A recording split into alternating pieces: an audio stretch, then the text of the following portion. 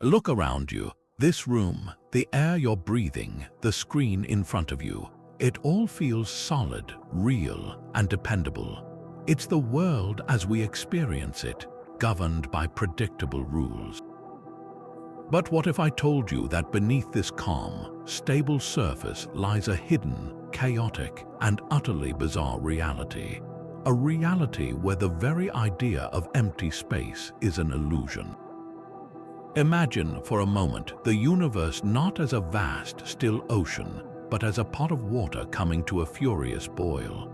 At the smallest scales, space itself is fizzing and bubbling with an unimaginable energy.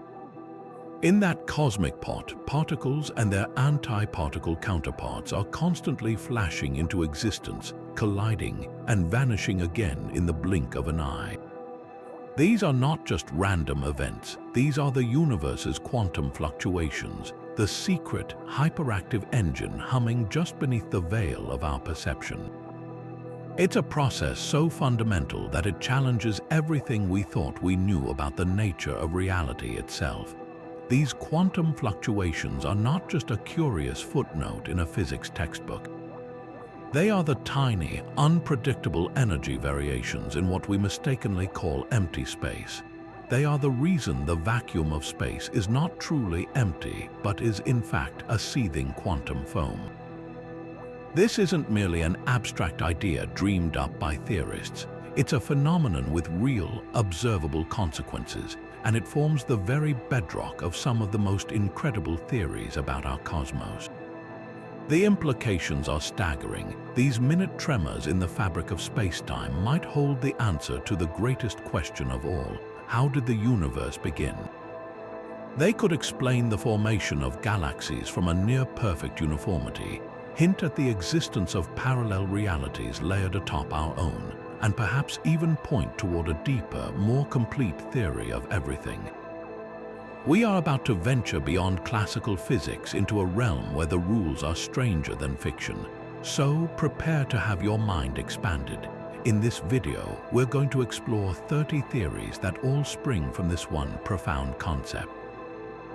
We will journey from the very first moments after the Big Bang to the farthest reaches of theoretical physics, uncovering how these quantum whispers might be the key to understanding everything from the origin of the cosmos to the ultimate fate of all existence. This isn't just a tour of abstract ideas, it's an exploration of potential keys to the universe's greatest mysteries. Get ready to question the nature of reality itself, because what we're about to uncover will shift your perspective on the cosmos forever. And so we begin our journey into the unknown with perhaps the most profound and humbling theory of all. The idea that our entire universe, with its hundreds of billions of galaxies, its countless stars and planets, and everything we have ever known, might owe its existence to a single, random flutter in an infinite and eternal nothingness. This is the theory of spontaneous universe creation. Think of the ultimate void, a state of true nothingness. No space, no time, no matter, no energy. According to classical physics, such a state would remain forever unchanged. But in the quantum world, the rules are different. The Heisenberg uncertainty principle introduces a fundamental fuzziness into reality, meaning that even a perfect void is not perfectly stable. For unimaginably brief moments, energy can appear from nowhere, borrowing against the fabric of nothingness itself. Most of these quantum loans are repaid instantly, with particles and their opposites annihilating each other back into the void. But what if just once a fluctuation didn't cancel itself out? What if a bubble of energy emerged and instead of collapsing was caught by a powerful repulsive force, causing it to expand at an exponential rate? This is the essence of the tunneling from nothing model. It suggests our universe didn't begin with a bang in the traditional sense, but rather tunneled smoothly from a state of non-existence into a state of existence, thanks to a quantum probability. The no-boundary proposal takes this even further, picturing the beginning of the universe like the North Pole on a globe. If you ask what is north of the North Pole, the question has no meaning, it is the starting point. Similarly, this theory proposes that time, as we understand it, simply did not exist before this quantum genesis event. There was no before. This single fluctuation, a tiny speck of energy fizzing into being, would then have been seized by the mechanism of cosmic inflation, a period of faster-than-light expansion that stretched that quantum seed into the macroscopic universe we inhabit today. In this view, the Big Bang wasn't an explosion in a pre-existing space, but the rapid unfolding of spacetime itself from that initial quantum event. It's a concept that elegantly removes the need for a mysterious, infinitely dense singularity as a starting point, replacing it with a process grounded in the established, though bizarre, laws of quantum mechanics. Moving from that single, spontaneous spark of creation, we arrive at a theory that takes those initial quantum whispers and transforms them into the blueprint for everything we see in the cosmos today. This is the incredible story of how cosmic inflation, driven by fluctuations, gave our universe its shape and form. Picture that newborn universe, a speck of existence fresh from its quantum origin. For it to evolve into the vast, structured cosmos we observe, something extraordinary had to happen, a period of unimaginably rapid expansion known as inflation. Think of it not as a slow and steady growth, but as a hyperdrive event where the universe doubled in size repeatedly, far faster than the speed of light, smoothing out its initial wrinkles and creating a remarkably uniform canvas. But here's the crucial part. If inflation had created a perfectly smooth and uniform universe, it would have been a cosmic desert, empty and devoid of any interesting features like galaxies or stars. For structures to form, there needed to be seeds, tiny variations in density that gravity could later amplify. And this is where quantum fluctuations make their grand entrance. In the frenetic energy field that powered inflation, the inherent uncertainty of quantum mechanics was at work. Even in this ultra-dense field, there were tiny, unpredictable jitters, minuscule variations in energy from one point to the next. These were the quantum fluctuations of the inflation field itself. As the universe underwent its explosive expansion, these microscopic quantum irregularities were stretched to astronomical proportions. A quantum blip that was once smaller than a subatomic particle was inflated to a size spanning thousands of light years. What were once tiny quantum wrinkles became the slight hills and valleys in the density of the infant universe. These became the gravitational anchors for all future structure. After inflation ended, gravity began to pull matter toward these slightly denser regions. Over billions of years, these density variations grew, pulling in more and more gas and dark matter, eventually collapsing under their own gravity to form the first stars, galaxies, and the vast cosmic web we see today. We have a direct, observable photograph of this process. The cosmic microwave background radiation, the afterglow of the Big Bang, is a snapshot of the universe when it was just 380,000 years old. And when we look at this image, we don't see a perfectly uniform glow. Instead, we see a tapestry of tiny temperature variations, hotspots and cold spots that correspond directly to those original density fluctuations. These tiny ripples, frozen in time, are the amplified imprint of the universe's quantum infancy. This theory provides a profoundly elegant answer to one of cosmology's greatest puzzles. Why is the universe so uniform on the largest scales, yet beautifully lumpy on smaller scales, allowing for the existence of planets, stars, and us? The smoothness comes from the incredible stretching of inflation, while the lumpiness originates from the essential randomness of the quantum world. The entire grand architecture of the cosmos, from the largest galaxy clusters to the smallest dwarf galaxies, can be traced back to these quantum tremors, making our universe a magnificent monument to the power of the very small. But if inflation carved the cosmic structures we see today, what if that process never truly ended everywhere? What if our entire observable universe is just one small, stable region within a far vaster, eternally inflating reality, a single bubble in a cosmic sea of foam? This brings us to the staggering concept of the multiverse through eternal inflation. Imagine the field that drove inflation not as a simple on-off switch, but more like a ball rolling down a hill into a valley. The valley represents the stable, low-energy state of our current universe. Inflation has ended here, but the landscape of this field is incredibly complex with countless hills and valleys. Now picture quantum fluctuations as random kicks that can send that ball sideways up a small hill or even trap it on a high-energy plateau. In eternal inflation, most of the overall space is still on that high-energy plateau, where inflation continues at a furious, exponential rate. However, in random locations, thanks to those quantum kicks, the field tunnels or rolls down into a lower-energy valley. Each time this happens, a bubble of stable universe like our own nucleates and begins to grow within the eternally inflating background. Crucially, this process is unending.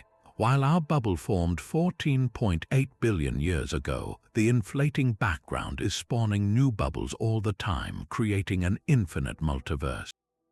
Each of these bubble universes becomes causally disconnected from the others, isolated by walls of space that are still expanding faster than light. Inside each bubble, the specific way the inflation field settles determines the local laws of physics. The fundamental constants, the strength of gravity, the mass of an electron, the number of spatial dimensions, could be different in every single one. Our universe has the particular set of laws that allows for atoms, planets, and life, but an infinite number of other universes might have laws that are utterly hostile to any complex structure, rendering them dark, empty, or fleeting. This leads to one of the most profound implications. If the multiverse is real and infinite, then every possible outcome of a quantum event must be realized somewhere. Every choice you didn't make, every historical event that could have unfolded differently, exists in the timeline of some other universe. This isn't just science fiction. It's a direct, though speculative, consequence of applying quantum mechanics to the largest scales of cosmology. The universe isn't just stranger than we imagine. It might be stranger than we can imagine, an infinite tapestry of realities where all possibilities are not just potential but actual. Now, if the multiverse presents a canvas of infinite possibilities, we must turn our attention back to our own universe and confront what is perhaps the most puzzling mismatch between theory and observation in all of modern science. This brings us to a theory that sits at the heart of modern cosmology, a profound mystery known as the cosmological constant problem, linking the quantum vacuum directly to the fate of the cosmos. After the initial inflation and the formation of galactic structures, astronomers made a shocking discovery in the late 1990s. The expansion of the universe is not slowing down as everyone expected due to gravity's pull. It is actually speeding up. Some unknown repulsive force, dubbed dark energy, is pushing galaxies apart at an ever-increasing rate. The most straightforward explanation for this dark energy comes directly from the world of quantum fluctuations. Remember that seething quantum foam, the energy of the vacuum itself? Well, according to Einstein's theory of general relativity, energy in any form has a gravitational effect. This vacuum energy should act as a cosmological constant, a uniform energy density permeating all of space that exerts a negative pressure, causing the expansion of the universe to accelerate. It's an elegant idea. The same quantum jitters that gave us galaxies could also be driving the ultimate fate of the cosmos. But here lies the problem, and it is a monumental one. When physicists calculate how much energy should be in the vacuum due to all these fluctuating fields, the number they get is staggeringly large. It should be enough to rip apart atoms, planets, and even the fabric of spacetime itself almost instantly. The universe, according to this calculation, should not exist. Yet, when astronomers measure the actual strength of dark energy from its observed effect on cosmic expansion, the value is incredibly small, almost zero. The discrepancy is not a small error. It is off by a factor of 10 to the power of 120. That's a 1 followed by 120 zeros. It is often called the worst theoretical prediction in the history of physics. This chasm between prediction and reality is so vast that it cannot be brushed aside as a simple miscalculation. It signals a fundamental gap in our understanding, suggesting that either our theory of quantum fields or our theory of gravity, or both, are incomplete in a very deep way. One proposed solution involves a concept from superstring theory called supersymmetry. This theory posits that every known particle has a more massive, unseen superpartner particle. The beautiful aspect of supersymmetry is that the quantum contributions of a particle and its superpartner to the vacuum energy would be equal in magnitude but opposite in sign, perfectly cancelling each other out and resulting in a net energy of zero. The tiny amount of dark energy we see could then be explained by a slight breaking of this perfect symmetry.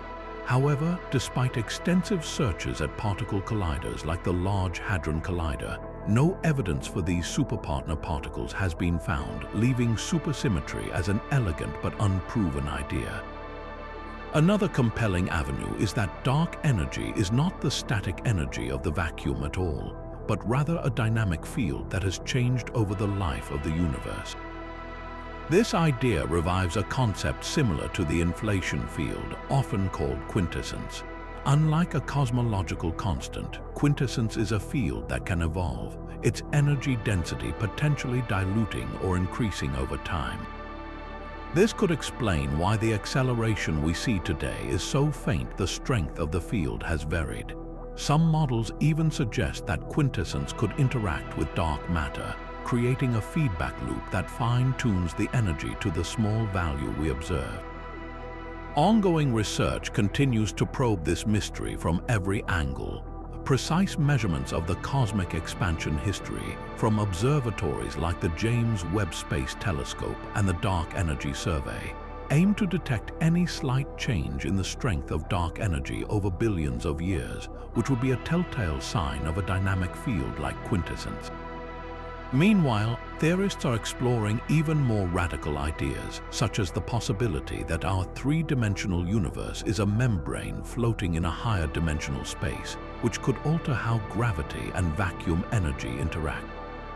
The cosmological constant problem remains one of the most urgent and humbling challenges in physics, a stark reminder that the universe's deepest secrets are still hidden from view, waiting for a new generation of thinkers to find the missing piece of the puzzle.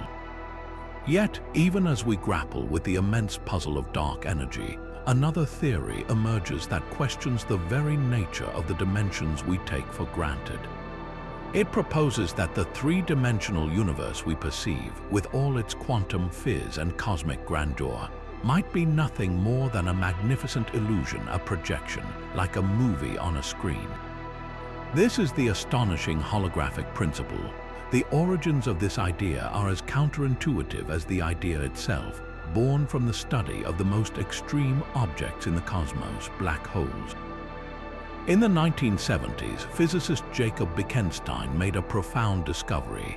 He realized that a black hole's entropy, which is a measure of its information content, is not proportional to its volume, as one might expect, but to the surface area of its event horizon. It was as if all the information about everything that ever fell into the black hole was not lost inside its unknowable depths, but was somehow encoded on its two-dimensional boundary. This was a radical departure from conventional thinking. Later, building on this work, other physicists like Leonard Susskind and Gerard T. Hooft proposed that this might not be a special property of black holes, but a fundamental feature of the universe.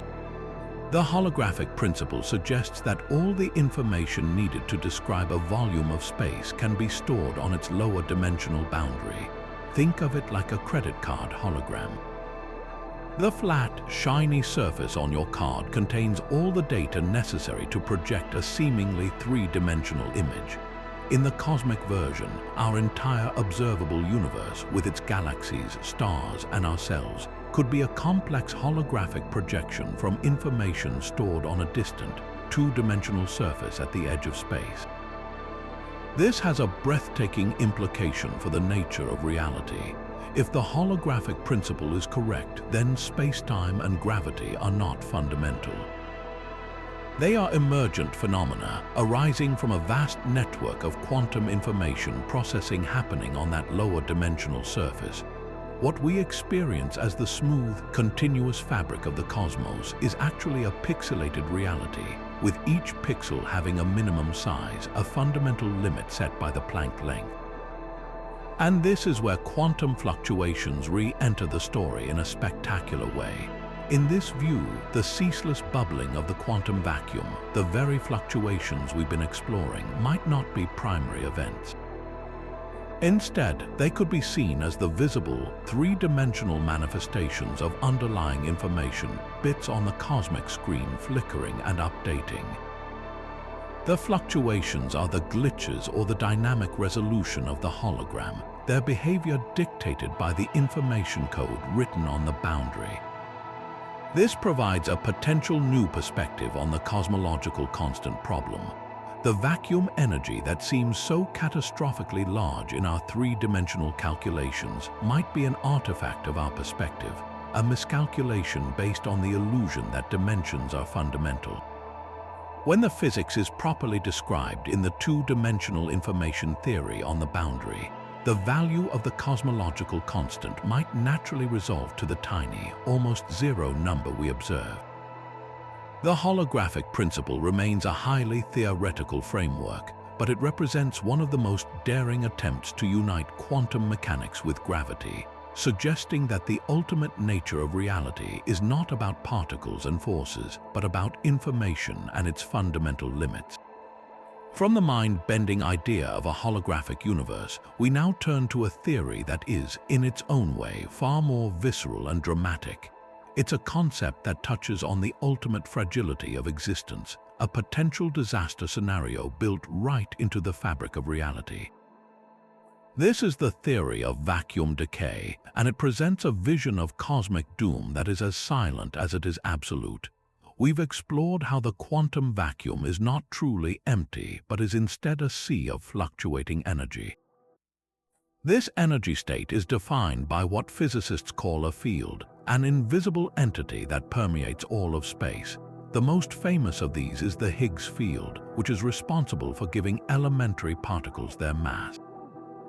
Now, the stability of our entire universe depends on the Higgs field resting in what is known as a false vacuum or a metastable state.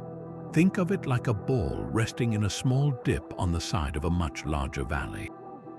The ball seems stable, it can sit there for a very long time, but it's not in the absolute lowest energy state it could possibly be in. That true minimum lies at the bottom of the vast valley far below.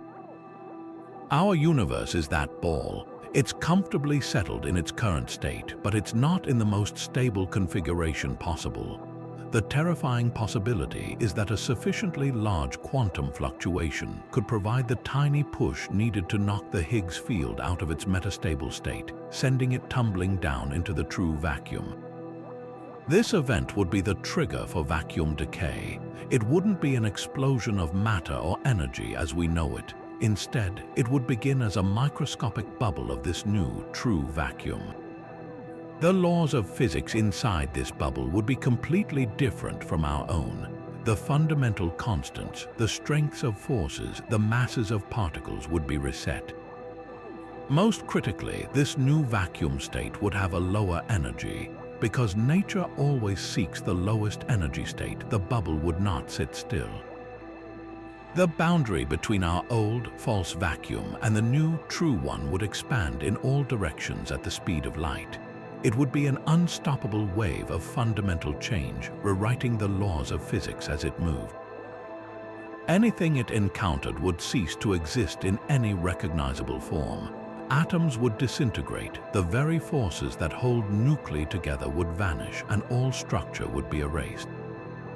There would be no warning, no time to react. Since the wave travels at light speed, the first sign of its arrival would be the instant of our destruction.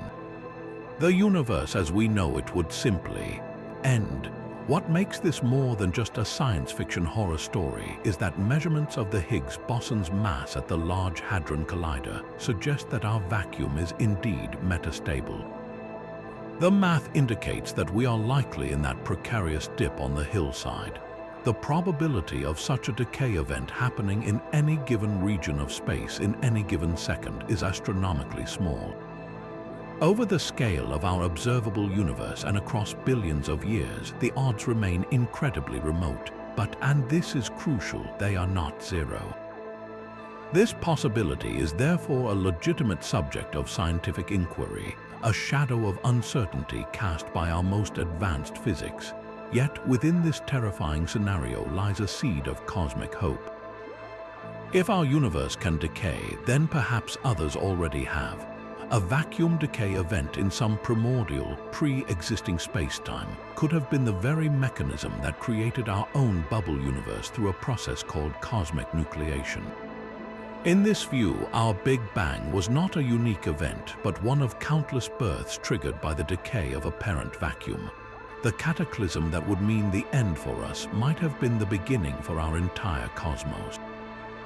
So, while vacuum decay paints a picture of ultimate fragility, it also suggests a mechanism for eternal creation, where the death of one universe gives rise to the birth of another with entirely new laws of physics. If the idea of a quantum-triggered apocalypse feels like the ultimate end, then this next theory tackles a mystery that is far more immediate and personal: the relentless and unidirectional flow of time itself. We all feel time passing, from the fading of a memory to the aging of a star. This one-way direction from a definite past to an uncertain future is what physicists call the arrow of time. For centuries, this has been a profound puzzle because the fundamental laws of physics, from Newton's mechanics to Einstein's relativity and even Schrödinger's equation, are largely time-symmetric. They work just as well whether time runs forward or backward. A film of two planets orbiting their star looks perfectly natural when played in reverse. So why does our macroscopic reality have such a powerful, irreversible forward momentum? The answer may lie not in the laws themselves, but in the random, irreversible events that happen because of them, events driven by quantum fluctuations and the process of wave function collapse. To understand this, we first need to confront the strange fact that at the most basic level, the universe doesn't seem to care about past and future. The equations governing particles are perfectly happy to run in either direction. The key to breaking this symmetry is a concept called entropy, which is a measure of disorder or randomness in a system. The second law of thermodynamics states that the total entropy of an isolated system always increases over time. This is why a shattered glass doesn't spontaneously reassemble, or why heat flows from a hot object to a cold one and not the other way around. Entropy gives us a clear thermodynamic arrow of time, but this just pushes the question back a step. Why was the entropy of the universe so incredibly low in the first place? Why did our cosmos begin in a state of exquisite order, setting it on a 14.8 billion-year journey toward greater disorder? This is where quantum mechanics enters the stage. In the quantum realm, a system is described by a wave function, a mathematical expression that encapsulates all the possible states a particle can be in a superposition. This particle exists in a fuzzy cloud of potential until a measurement is made, forcing it to choose a single, definite state. This is the famous wave function collapse, and it is fundamentally irreversible. Once the particle is measured and its wave function collapses, you cannot go back to the original superposition. Information about the other possibilities seems to be lost. This act of measurement introduces a tiny, fundamental arrow of time at the quantum level. But what constitutes a measurement? It doesn't require a conscious observer. In fact, it can be any interaction with the environment, a collision with another particle, or even the influence of a random quantum fluctuation. Now, let's scale this up. Our universe is not a closed, pristine quantum system. It is constantly being bombarded by an uncountable number of tiny, random interactions. Every quantum fluctuation in the vacuum is like a miniature, spontaneous measurement event. These fluctuations are constantly nudging quantum systems, causing tiny, irreversible collapses all the time. Each of these events is a microscopic breach of time symmetry. While one such event is negligible across the entire cosmos, this process is ceaseless and cumulative. These random quantum kicks are constantly pushing the universe from states of greater possibility toward states of greater definiteness. They are the microscopic engine that drives the increase of entropy. Think of a sandcastle on a beach. The laws of gravity and mechanics alone don't dictate that it must crumble. But the constant, random jostling from wind and waves, the environment's equivalent of quantum fluctuations, will inevitably erode its ordered structure into a disordered pile of sand. The castle's high information, low entropy state naturally gives way to a high entropy state because there are astronomically more ways for the sand to be scattered than for it to be arranged as a castle. In this view, the arrow of time emerges from the quantum vacuum. The low entropy initial condition of the Big Bang provided the pristine starting point, a universe poised with potential. From that moment on, the relentless, randomizing influence of quantum fluctuations has been the mechanism that actualizes that potential, creating the definite past we remember and the open, uncertain future we anticipate. The flow of time we experience is not written into the fundamental laws, but is a collective, statistical result of trillions upon trillions of irreversible quantum events happening every second. Our journey from birth to old age, the evolution of galaxies, and the ultimate heat-death of the universe are all manifestations of this grand, irreversible process driven by the faintest whispers of quantum randomness. Having explored the dramatic consequences of quantum fluctuations on the cosmic scale, from the arrow of time to the stability of the vacuum, it's time to pull back the curtain and investigate the very engine room where these phenomena originate. To truly grasp why empty space is so alive with activity, we need to understand the fundamental framework of modern physics, quantum field theory. This is the powerful synthesis of quantum mechanics and Einstein's special relativity that describes not just particles, but the underlying fields that fill all of reality. In this view, what we perceive as a particle, an electron, a photon, a quark, is not a tiny, solitary marble. Instead, it is better understood as a localized excitation, a tiny concentrated vibration in an invisible, omnipresent field. Think of the universe as an immense, invisible ocean. The electron field, the quark field, the Higgs field, these are like different layers of this ocean existing everywhere in space. A calm, undisturbed ocean represents the vacuum, the lowest energy state. But just as even the calmest sea has subtle ripples and waves, these quantum fields are never truly still. They are perpetually quivering with a faint, intrinsic energy. These are the quantum fluctuations we've been discussing, and they are an inescapable feature of the field's ground state. This leads us to one of the most fascinating and often misunderstood concepts in physics, virtual particles. These are not particles you can ever catch or measure directly. They are the temporary, fleeting manifestations of these field fluctuations, borrowing energy from the vacuum for an incredibly brief moment, allowed by the Heisenberg uncertainty principle. A pair of virtual particles, a particle and its antiparticle, can flash into existence.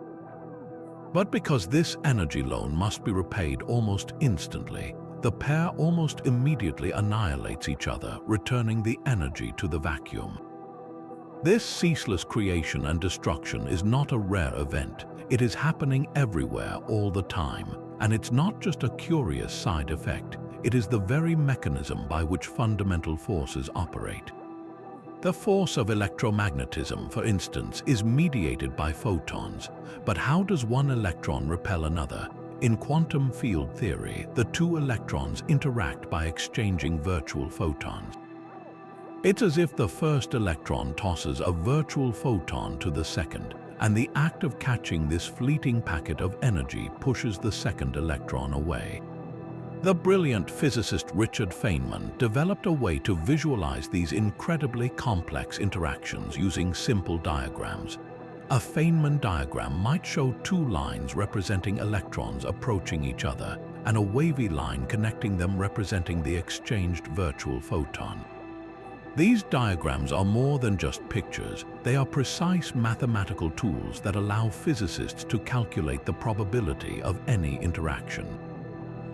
And at the heart of every single diagram are these virtual particles, the messengers of force. This process is essential for the stability of matter itself. The protons in the nucleus of an atom are all positively charged and should violently repel each other due to electromagnetic force. What holds them together is the strong nuclear force, which is mediated by virtual particles called gluons.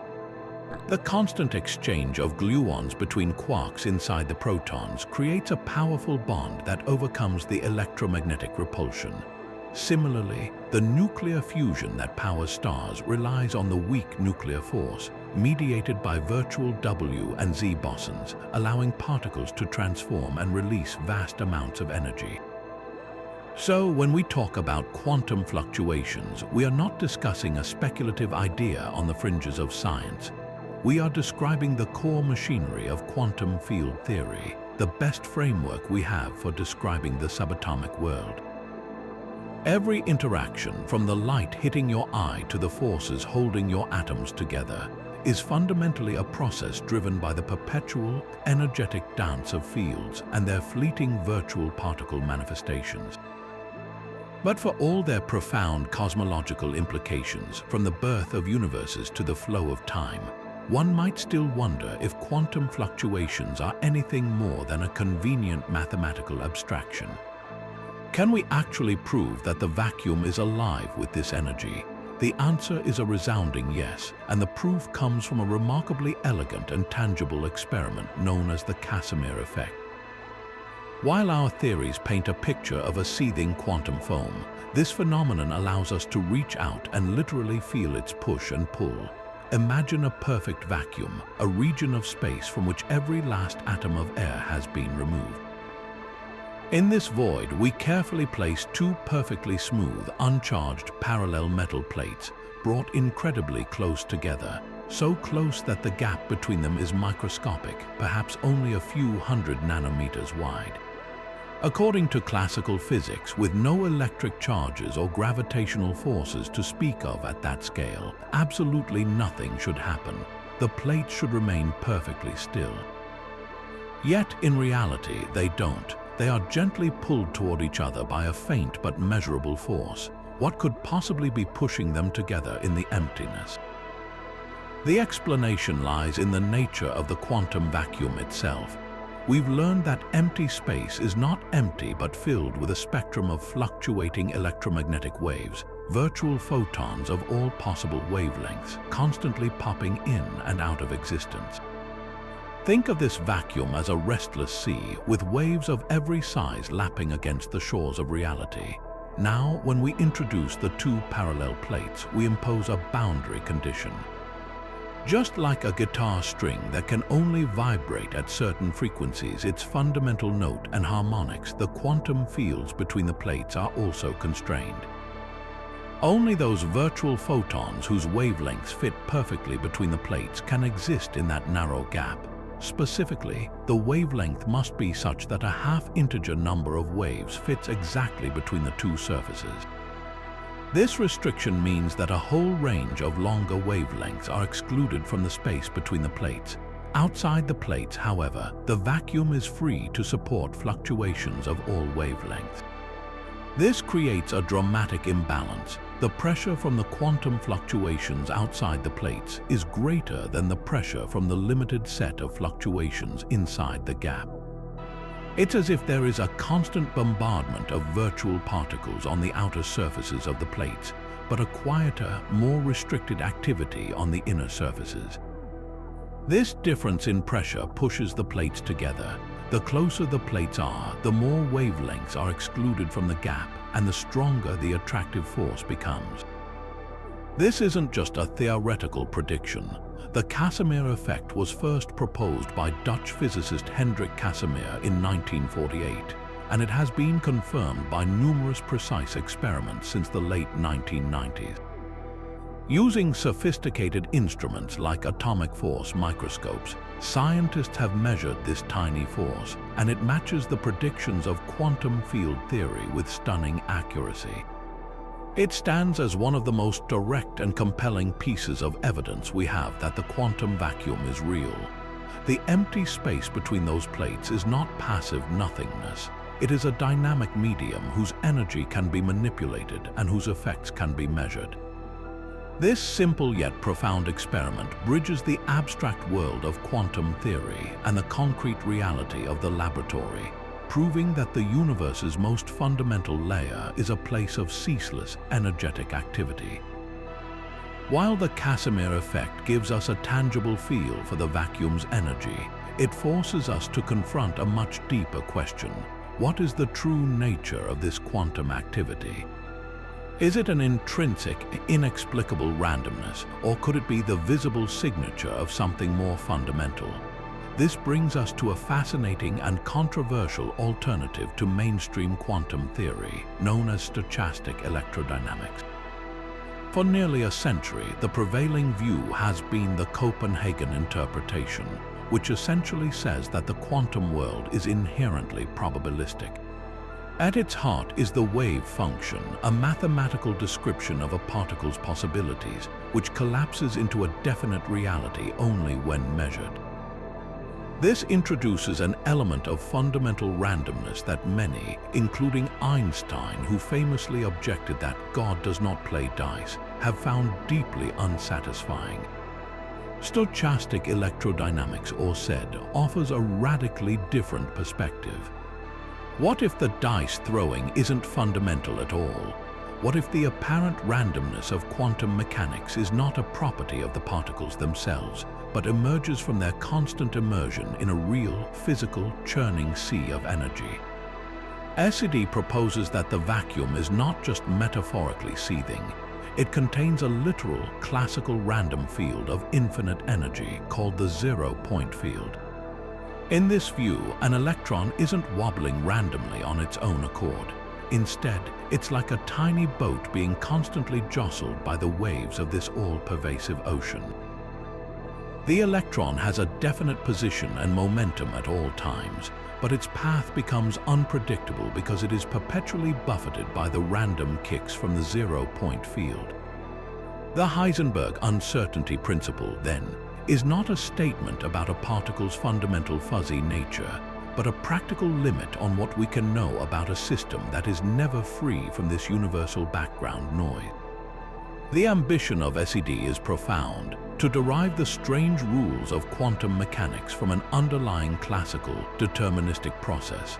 Instead of accepting wave-particle duality and superposition as bizarre axioms, SED attempts to show how they naturally arise from the interaction between a well-defined particle and this stochastic background. For instance, the stable orbits of electrons in an atom, which in standard quantum mechanics are explained by standing waves of probability, can be modeled in SED as dynamic equilibrium states. The electron is constantly losing energy through radiation, but it simultaneously gains energy from the zero-point field. The only orbits that remain stable are those where the energy loss and energy gain exactly balance out, and these turn out to be precisely the quantized energy levels predicted by quantum mechanics. This provides a potentially more intuitive, almost mechanical picture that avoids the philosophical puzzles of wave-function collapse. However, this elegant idea faces monumental challenges. The most significant is the problem of entanglement. When two particles become entangled, measuring the state of one instantly influences the state of the other, no matter how far apart they are. This spooky action at a distance seems to defy any explanation based on local interactions where influences cannot travel faster than light. For SED to be viable, it must find a way to explain this non-local correlation within a framework that assumes particles are localized objects being influenced by a local field. Some proponents have suggested that the zero-point field itself could be the medium that carries these correlations, but this remains a highly speculative and unresolved area of research. Furthermore, the zero-point field of SED is classically infinite, leading to the same catastrophic vacuum energy problems we discussed earlier, which the theory must then find a way to renormalize or otherwise address. Despite these hurdles, stochastic electrodynamics holds a powerful appeal for those who seek a reality that is ultimately deterministic and objective, free from the perceived paradoxes of observers' collapsing wave functions. It represents a bold attempt to reclaim a classical sense of causality, suggesting that the quantum world's notorious weirdness might not be a feature of reality itself, but a consequence of our limited view of a deeper, more turbulent but ultimately classical underlying order. Now let's bring this cosmic story closer to home, to the very galaxies that dot the night sky. The grand tapestry of the cosmic web, with its brilliant clusters and vast dark voids, didn't emerge from a perfectly smooth beginning. Its origin story is written in the faintest of whispers, the quantum fluctuations that provided the essential blueprint for all structure. After the frantic period of inflation stretched those microscopic quantum ripples to cosmic proportions, the universe entered a more sedate phase of expansion. For hundreds of thousands of years, it was a hot, dense plasma, a soupy mixture of light and matter so intense that photons couldn't travel far without bouncing off a charged particle. But then, a pivotal moment occurred around 380,000 years after the Big Bang, recombination, as the universe cooled enough for electrons to combine with protons and form neutral atoms. The fog cleared. The light, finally freed, could stream across the cosmos. This released light is what we detect today as the cosmic microwave background, and it carries an indelible imprint of those initial conditions. When we look at this baby picture of the universe, we don't see perfect uniformity. Instead, we see a mottled map of tiny temperature variations, regions that were ever so slightly hotter and denser, and others that were slightly cooler and emptier. These fluctuations, on the order of just 1 part in 100,000, are the amplified seeds sown by quantum mechanics during inflation. They are the hills and valleys in the density of the early universe. Gravity is the master sculptor that took these subtle density contrasts and carved them into the galaxies we see today. This process is known as gravitational instability. Think of it like this: a region of space that is just a fraction of a percent denser than its surroundings has a slightly stronger gravitational pull. Over time, this tiny advantage allows it to attract more and more matter from the surrounding areas. Dark matter, which interacts only through gravity and not with light, played a crucial role. It began to collapse first into a scaffolding, a cosmic skeleton of invisible halos. Ordinary matter, the hydrogen and helium gas, then followed this gravitational blueprint, flowing into these dark matter potential wells. As more gas accumulated, the pressure and density at the center of these collapsing clouds increased dramatically. When the core temperatures reached millions of degrees, nuclear fusion ignited and the first stars blazed to life. These weren't gentle suns like our own. They were behemoths, hundreds of times more massive, burning furiously and dying young in spectacular supernova explosions.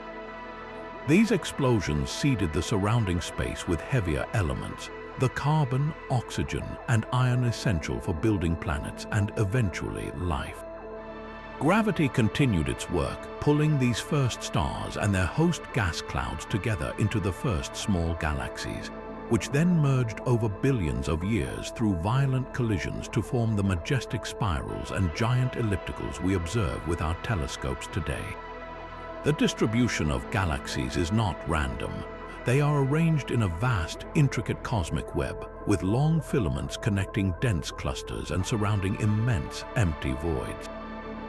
This entire structure, from the largest supercluster to the smallest dwarf galaxy, is a direct consequence of the pattern of density variations laid down by quantum fluctuations in the universe's first fleeting moments. When we gaze at a deep field image from the Hubble or James Webb Space Telescope, capturing thousands of galaxies in a patch of sky the size of a grain of sand held at arm's length, we are not just looking at distant islands of stars. We are witnessing the magnificent billion-year-long echo of the universe's quantum birth. This brings us to a concept that is as mind-bending as it is beautiful, a theory that tells us the very act of moving through the cosmos can fundamentally alter what we see. This is the Unruh effect, and it reveals that the quantum vacuum is not just a static backdrop. Its appearance changes dramatically depending on how you're moving through it. Imagine you are an astronaut floating in the deepest, darkest void of interstellar space. Your ship's engines are off, and you are completely weightless, an inertial observer drifting with the flow of spacetime. You point your most sensitive instruments at the emptiness around you, and they register nothing. No heat, no light, just the profound cold and silence of the vacuum. This is the universe as described by classical physics.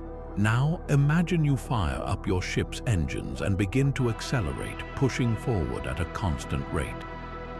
You feel the force of acceleration press you back into your seat.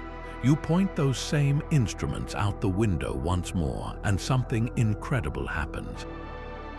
They no longer read absolute zero. Instead, they detect a faint, warm glow of thermal radiation surrounding your ship. It's as if you've entered a region of space filled with a gentle bath of heat. But what's generating this warmth? There's no star nearby. The answer is that you are. The Unruh effect, proposed by physicist Bill Unruh in 1976, states that an accelerating observer will perceive the quantum vacuum not as empty, but as a thermal bath of particles. The temperature of this radiation is directly proportional to the acceleration. The harder you push on the engines, the warmer this ghostly glow becomes. For everyday accelerations, like those we experience in a car or even a rocket launch, the effect is immeasurably tiny, a fraction of a degree above absolute zero.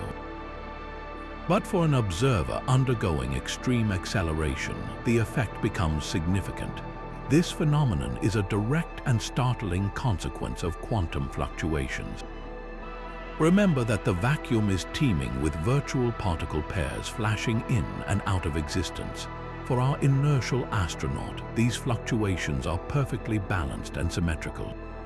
But for the accelerating astronaut, this symmetry is broken. From their perspective, rushing through the vacuum, some of these fleeting virtual particles get swept up and boosted, becoming real particles that they can, in principle, detect. The vacuum itself appears to be boiling around them. The profound implication here is that particles are not absolute entities. Their very existence is relative, depending entirely on the motion of the observer. What one observer measures as empty, silent space, another observer, in a different state of motion, will measure as a populated, warm gas. This has a stunning parallel with one of the most famous discoveries in astrophysics, Hawking radiation. Stephen Hawking realized that just outside the event horizon of a black hole, the immense gravitational pull is equivalent to an incredibly strong acceleration. The black hole's gravity dramatically warps the quantum fields around it. In this region, virtual particle pairs are constantly appearing. Normally, they would annihilate each other instantly. But if one particle of the pair falls across the event horizon, lost forever to the black hole, its partner has nothing to annihilate with. It becomes a real particle, escaping as radiation. To an outside observer, the black hole appears to be glowing, slowly evaporating over eons. The Unruh effect for an accelerating observer and Hawking radiation for a black hole are two sides of the same coin, deeply connected through Einstein's principle of equivalence, which states that acceleration and gravity are indistinguishable. Both effects show us that our classical notions of empty space and absolute reality are incomplete. They demonstrate that temperature itself may not be a fundamental property but an emergent one, tied to an observer's path through the quantum fields that fill the universe.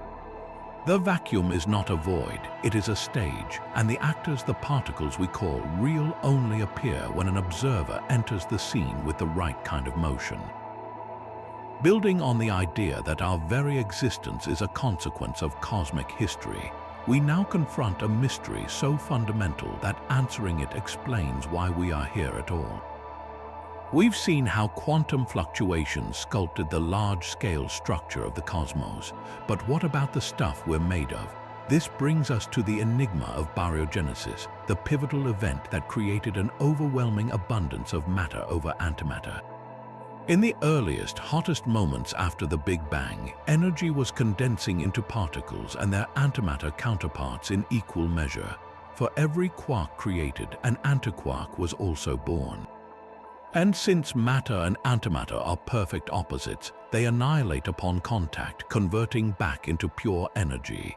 If this perfect symmetry had persisted, the universe would have been a brief, brilliant flash of mutual annihilation, leaving behind a sea of radiation and nothing else, no atoms, no stars, no planets, and certainly no us. Yet here we are. Somehow, for every billion pairs of particles that annihilated in the early universe, one single matter particle survived. That 1 in a billion asymmetry is the reason everything we see and touch exists. The question is, what broke the perfect symmetry? The answer may lie in a delicate interplay between the deterministic laws of physics and the inherent randomness of quantum fluctuations. In the 1960s, physicist Andrei Sakharov outlined 3 essential conditions necessary for this asymmetry to arise. First, there must be a process that treats matter and antimatter differently, a phenomenon known as charge parity or CP violation. Think of it as a fundamental law of physics that has a very slight preference, a tiny bias for producing matter over antimatter. Second, this process must occur out of thermal equilibrium. If the universe is in a perfect, smooth, hot soup, any slight preference would be washed away by constant interactions. You need a sudden, dramatic event like a phase change, similar to water rapidly freezing into ice, to lock in the asymmetry before it can be erased.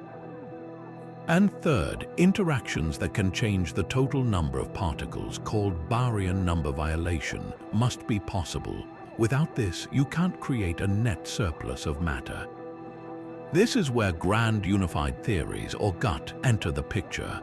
These are speculative models that propose that at the incredibly high energies of the very early universe, 3 of the fundamental forces, the electromagnetic, weak, and strong nuclear forces, were merged into a single unified force. As the universe expanded and cooled, this unified force underwent a phase transition, splitting into the distinct forces we know today. It was during this chaotic phase transition that Sakharov's conditions could have been met. The GUT interactions inherently involve processes that violate baryon number, and many models naturally include the necessary CP violation. But here's the crucial role of quantum fluctuations. The phase transition itself might not have been perfectly smooth and uniform. Like bubbles of steam forming in a pot of boiling water, the new phase of the universe, with its separated forces, would have nucleated at random points in the primordial soup. These nucleation sites could have been triggered by quantum fluctuations, tiny, random variations in the energy field. Within these bubbles, the CP violating processes could have operated with a slight bias. Because of the random nature of the fluctuations, some bubbles might have ended up with a tiny excess of matter, while others could have had an excess of antimatter. As these bubbles expanded and collided, the regions of matter and antimatter would have mostly annihilated at their boundaries. However, if the physics within the bubbles was just slightly different, the expansion could have been faster in the matter-dominated regions, allowing them to dominate and eventually merge into a universe-wide domain where matter was the victor. In this scenario, the initial random kick from a quantum fluctuation determined which type of bubble won the cosmic competition, setting the stage for our material world. Another compelling idea involves a different kind of field, the inflattened field that drove cosmic inflation.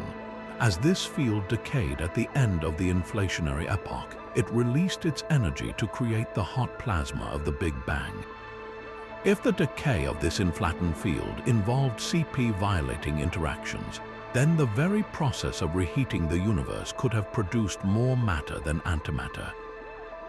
Once again, quantum fluctuations in the inflattened field would have caused slight variations in the timing and nature of its decay across different regions of space. These random differences could have been amplified, leading to a patchwork of domains with varying levels of matter asymmetry. While most of the observable universe today seems to be matter-dominated, it's a fascinating possibility that beyond our cosmic horizon, there could be vast regions of space dominated by antimatter galaxies and stars, all stemming from the random quantum dice roll during the universe's first moments. The search for evidence continues, with particle colliders like the Large Hadron Collider hunting for signs of CP violation beyond the small amount we've already observed in particle decays. Each new discovery brings us closer to understanding how a universe born with perfect symmetry became the richly material home we inhabit, all thanks to a quantum-assisted tilt in the cosmic scales. Our journey through the quantum landscape has taken us from the birth of the cosmos to the nature of time itself, but now we must confront the ultimate challenge in theoretical physics, merging the two most successful but contradictory descriptions of reality. On one hand, we have Einstein's general relativity, which paints a beautiful picture of spacetime as a smooth, curved fabric, warped by mass and energy. It describes the dance of planets and the expansion of the cosmos with incredible precision. On the other hand, we have quantum mechanics, which reveals a fuzzy, probabilistic world of particles and fields governed by uncertainty and fluctuation. For decades, these two pillars have stood apart, refusing to be united into a single, coherent theory of quantum gravity. The central problem is that gravity, as described by Einstein, is a force of geometry, while the quantum world is a realm of discrete particles. Attempting to describe the gravitational force with the same quantum field theory, tools we use for the other three forces, leads to mathematical nightmares, infinite, nonsensical answers that break our equations. It's like trying to describe the elegant curve of a hillside using only individual grains of sand. The language itself is inadequate. This is where one of the most radical and fascinating theories emerges, the concept of spacetime foam. If we could peer down to the smallest possible scale, a distance known as the Planck length, which is a millionth of a billionth of a billionth of the width of a proton, the smooth, continuous spacetime we take for granted is thought to dissolve into a state of ultimate chaos. At this unimaginably tiny scale, the energy fluctuations of the quantum vacuum become so violent that they don't just create particle pairs. They cause fluctuations in the very geometry of spacetime itself. The gravitational field becomes subject to the Heisenberg uncertainty principle. We can't know both the precise curvature of spacetime and its rate of change at the same time. The result is a turbulent, seething ocean of topology, a foam of tiny, transient wormholes and virtual black holes that constantly pop in and out of existence. In this picture, empty space is not just fizzing with particles, the stage upon which they perform is itself boiling. This idea, first proposed by John Wheeler, suggests that if you could zoom in on a seemingly straight path through space, you would find it is anything but straight. It would be a wildly complex, frothy mess at the Planck scale, with connectivity changing trillions of times per second. The foam is the quantum nature of gravity made manifest. The implications of this are staggering for our understanding of reality. It suggests that the concepts of before and after, and indeed causality itself, may break down at this fundamental level. In the spacetime foam, the distinction between past, present, and future could become blurred. A virtual wormhole might create a shortcut where an effect could, in some sense, precede its cause, challenging our most basic intuitions about how the universe operates. This foam also provides a potential resolution to the infamous information paradox of black holes. If space is fundamentally foamy, then the event horizon of a black hole might not be the sharp, clean boundary we think it is. It could be a region of intense quantum gravitational activity, where information about what falls in is not lost forever, but is scrambled and potentially preserved in the frothy structure of the horizon itself, eventually released as the black hole evaporates via Hawking radiation. But how could we ever hope to test such an esoteric idea? The Planck scale is so incredibly small that direct observation is far beyond our current technological reach. However, physicists are ingenious, and they've proposed a way to detect the cumulative effect of this foam over vast cosmic distances. The idea is that if space-time is grainy or foamy, it would introduce a fundamental limit to the precision with which we can measure things. Think of it like looking at a distant light through a shower glass. The image is slightly blurred. In the same way, the chaotic fluctuations of spacetime foam could cause a subtle blurring or jitter in the light from extremely distant astrophysical sources, like quasars billions of light years away. As individual photons travel across the universe, each one would effectively take a slightly different path through the frothy vacuum. This would cause a slight variation in their arrival time. For a sharp, sudden event like a gamma-ray burst, this could smear out the signal ever so slightly. While we haven't definitively seen this signature yet, astronomers are constantly analyzing the light from the most distant corners of the universe, searching for these tiny telltale signs of a foamy reality. The hunt is on for the ghostly imprint of spacetime's turbulent foundation, a search that takes us to the very edge of what is knowable. This exploration of the quantum world inevitably leads us to one of the most persistent and puzzling questions in all of science. What actually causes the wave function to collapse? We've seen how particles exist in a blurry superposition of states, a combination of all possibilities, until a measurement pins them down to a single, definite reality. But what precisely constitutes a measurement? This is the infamous measurement problem, and the standard answer, known as the Copenhagen interpretation, has left many physicists deeply uneasy. It essentially states that the act of observation by a conscious observer is what forces the quantum system to choose a state.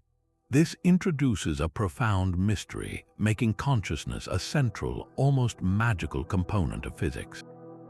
It leads to bizarre thought experiments like Schrödinger's cat, which is simultaneously alive and dead inside a sealed box until someone looks inside, at which point the universe supposedly decides the cat's fate. This has always felt unsatisfactory, as if the most fundamental theory of reality is incomplete, waiting for a sentient being to give it meaning. But what if the collapse isn't triggered by something as elusive as consciousness, but by a concrete physical process, one driven by the very fluctuations we've been exploring? This is the promise of objective collapse theories, which seek to complete quantum mechanics by providing a real, physical mechanism for wave function collapse. One of the most compelling of these ideas is the theory of gravitational objective collapse. Its central premise is elegant and powerful. The wave function collapses spontaneously when a quantum system becomes sufficiently massive.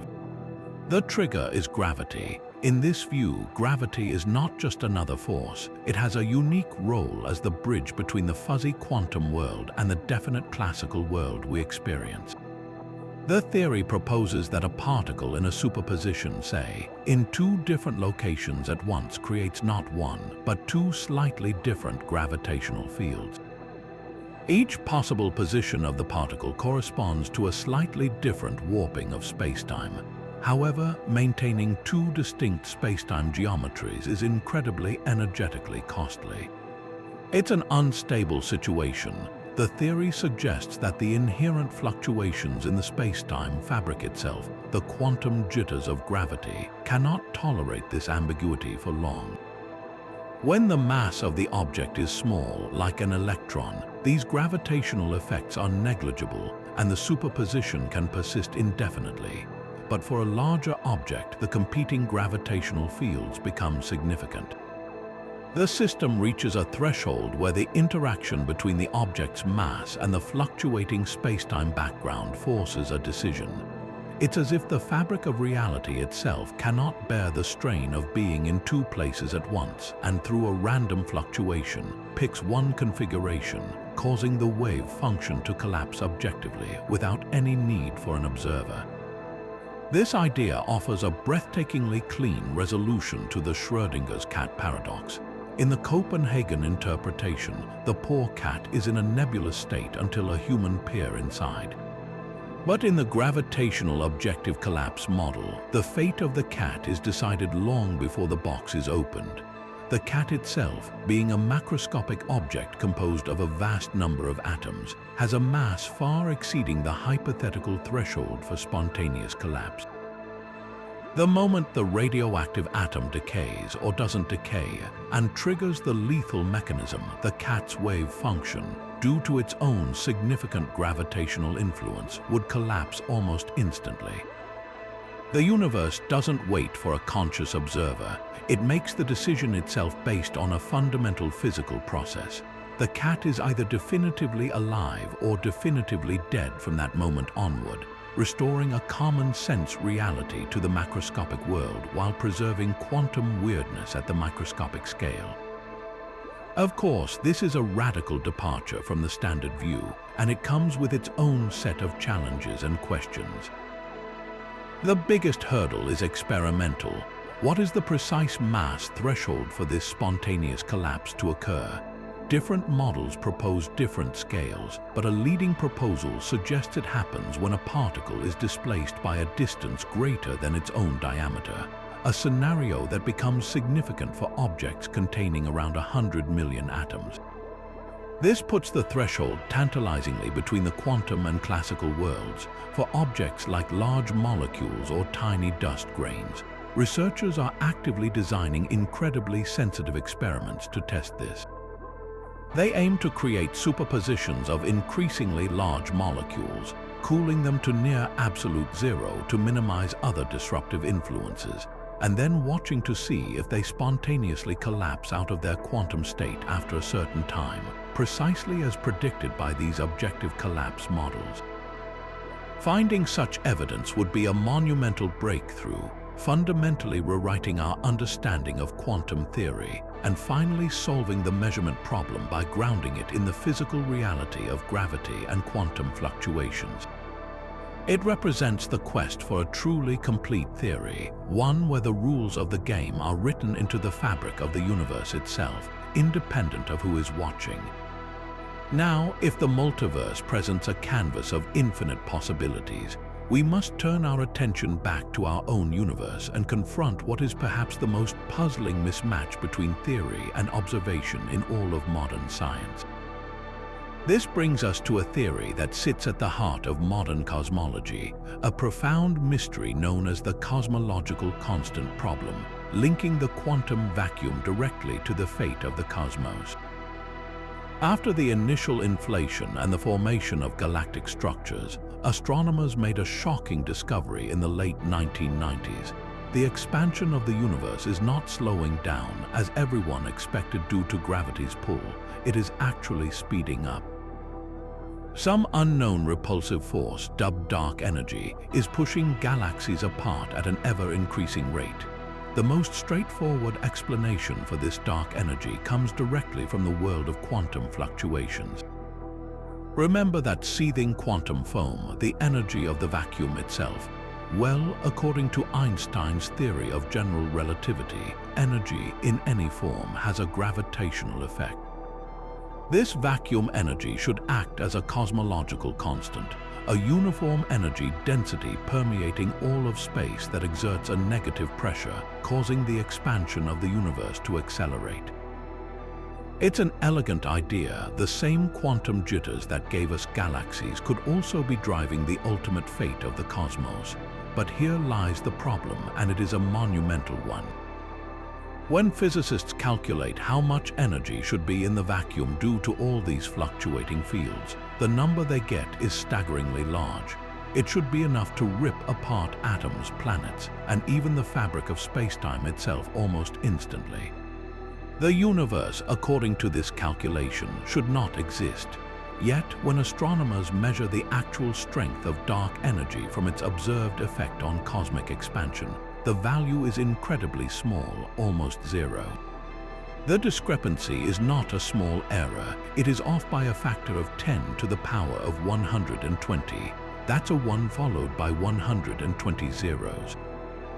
It is often called the worst theoretical prediction in the history of physics.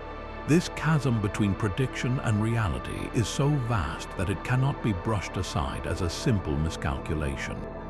It signals a fundamental gap in our understanding, suggesting that either our theory of quantum fields or our theory of gravity, or both, are incomplete in a very deep way.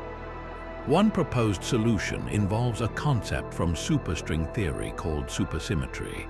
This theory posits that every known particle has a more massive, unseen superpartner particle.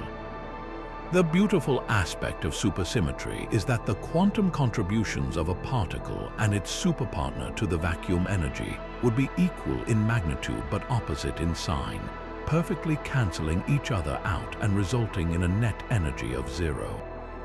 The tiny amount of dark energy we see could then be explained by a slight breaking of this perfect symmetry.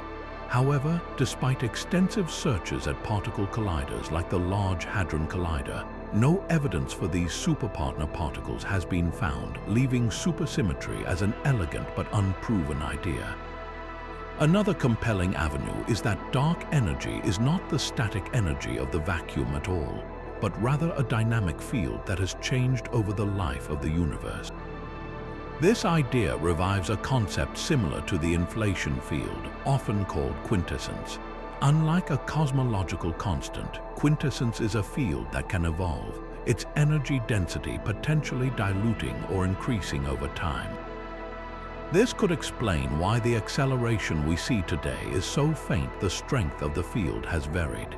Some models even suggest that quintessence could interact with dark matter, creating a feedback loop that fine-tunes the energy to the small value we observe. Ongoing research continues to probe this mystery from every angle. Precise measurements of the cosmic expansion history from observatories like the James Webb Space Telescope and the Dark Energy Survey aim to detect any slight change in the strength of dark energy over billions of years, which would be a telltale sign of a dynamic field like quintessence. Meanwhile, theorists are exploring even more radical ideas, such as the possibility that our three-dimensional universe is a membrane floating in a higher dimensional space, which could alter how gravity and vacuum energy interact. The cosmological constant problem remains one of the most urgent and humbling challenges in physics, a stark reminder that the universe's deepest secrets are still hidden from view, waiting for a new generation of thinkers to find the missing piece of the puzzle.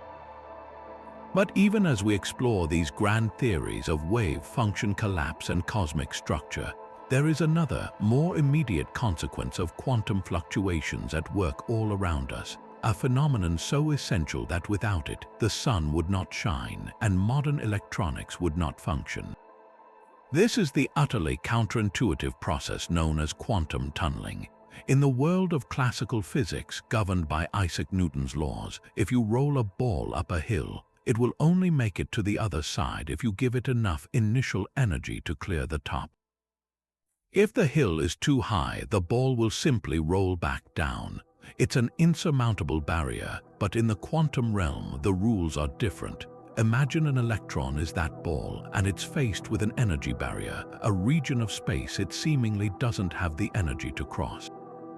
Classically, it's trapped, yet time and again, experiments show that the electron can suddenly appear on the other side of the barrier, as if it teleported straight through the hill. It hasn't broken any laws, it has simply exploited the fuzzy rules of quantum mechanics. So, how does it pull off this magical feat? The answer lies in the inherent uncertainty introduced by quantum fluctuations. The Heisenberg uncertainty principle creates a fundamental trade-off. We can never know a particle's exact position and its exact energy at the same precise moment. This tiny window of energy uncertainty is the key. For a fleeting instant, a particle can borrow energy from the quantum vacuum, allowing its energy to fluctuate high enough to surmount the barrier. It's like getting a short-term, high-interest loan from the universe that must be repaid almost immediately. The particle doesn't actually travel through the barrier in the conventional sense. There is a finite probability that it will simply be found on the other side, its wave function having extended through the barrier. The higher or wider the barrier, the lower the probability, but it is never zero. This isn't just a theoretical curiosity, it is the very reason our sun and other stars burn. At the core of a star, atomic nuclei, which are all positively charged, must overcome their tremendous mutual electromagnetic repulsion to get close enough for the strong nuclear force to fuse them together. Classically, the temperatures and pressures inside a star are not quite high enough to give every nucleus the energy needed to collide. But thanks to quantum tunneling, there's always a small chance that a nucleus will tunnel through the repulsive energy barrier. This tunneling probability is what makes nuclear fusion possible at the scales we observe, powering stars and forging the heavier elements essential for life.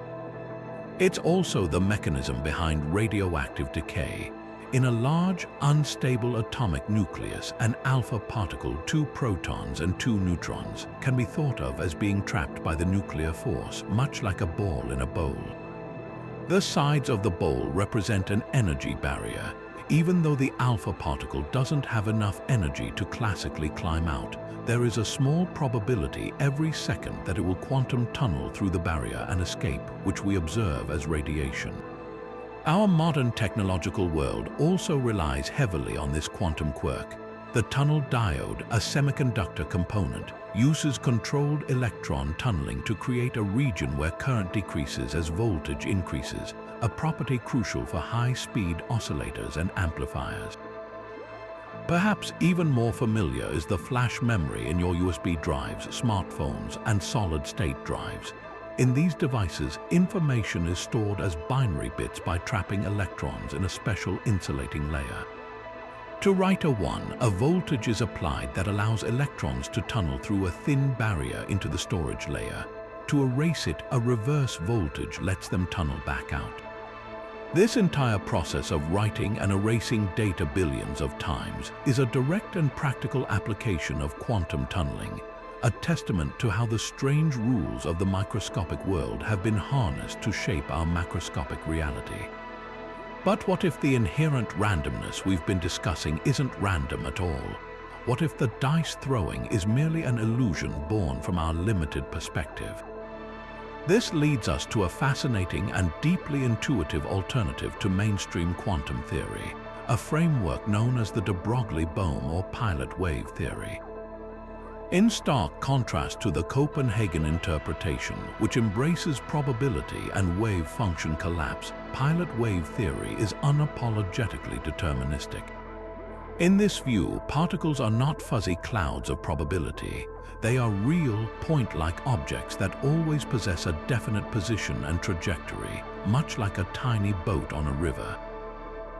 The bizarre quantum behavior, like passing through 2 slits at once, is not a property of the particle itself, but of a guiding influence that accompanies it, the pilot wave. This wave is not a physical wave like water or sound. It is a mathematical entity that permeates all of space, evolving precisely according to the Schrödinger equation. The particle does not create the wave. Instead, it is passively carried along by it, its path determined by the shape and contours of this invisible guiding field. Think of the pilot wave as a complex, swirling river current, and the particle as a leaf floating on its surface. The leaf has a real position at every moment, but its path is entirely dictated by the unseen flow of the water beneath it. So, where do the famous quantum probabilities and fluctuations fit into this deterministic picture? They are not fundamental features of nature, but emerge from our ignorance. In the pilot wave view, the outcome of an experiment appears random because we cannot know the exact initial position and velocity of every particle in the system with infinite precision. This hidden information, often called the hidden variables, is what truly determines the result.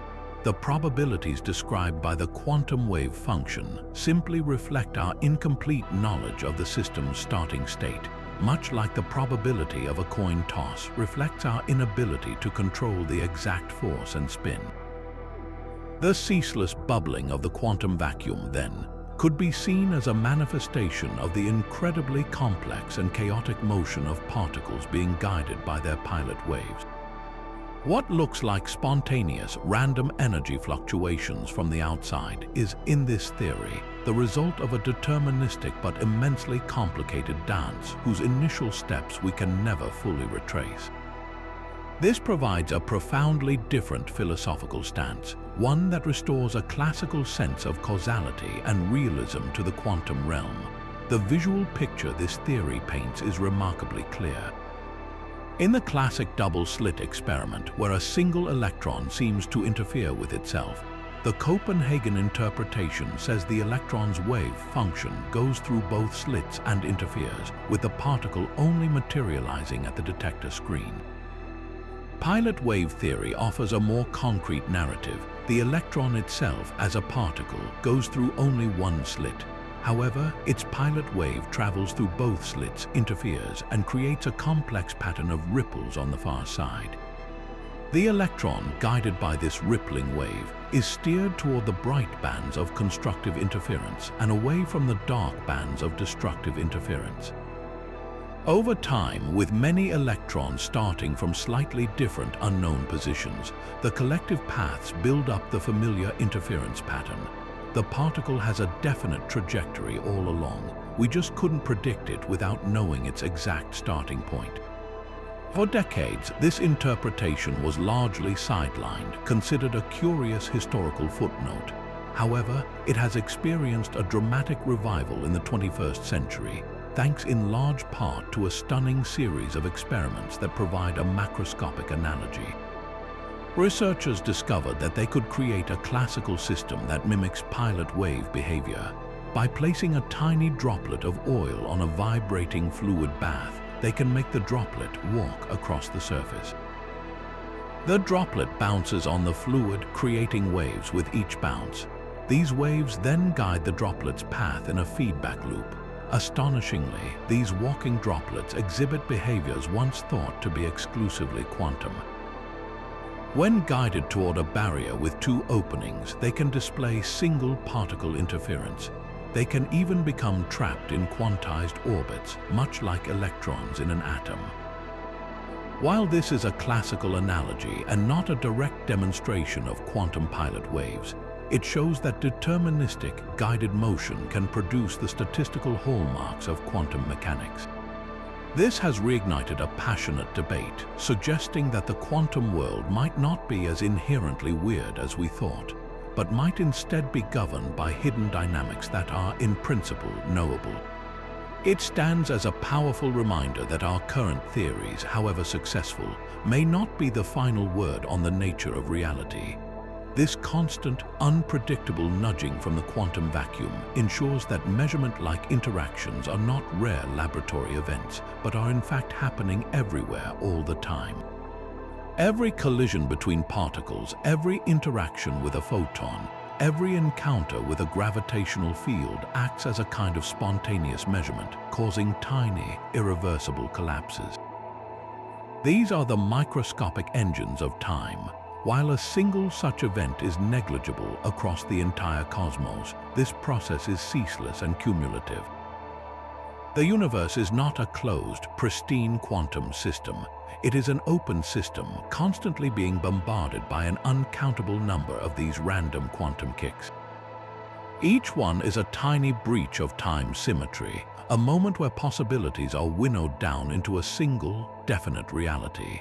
Collectively, these events are the mechanism that drives the increase of entropy, the statistical tendency toward disorder that gives us the thermodynamic arrow of time.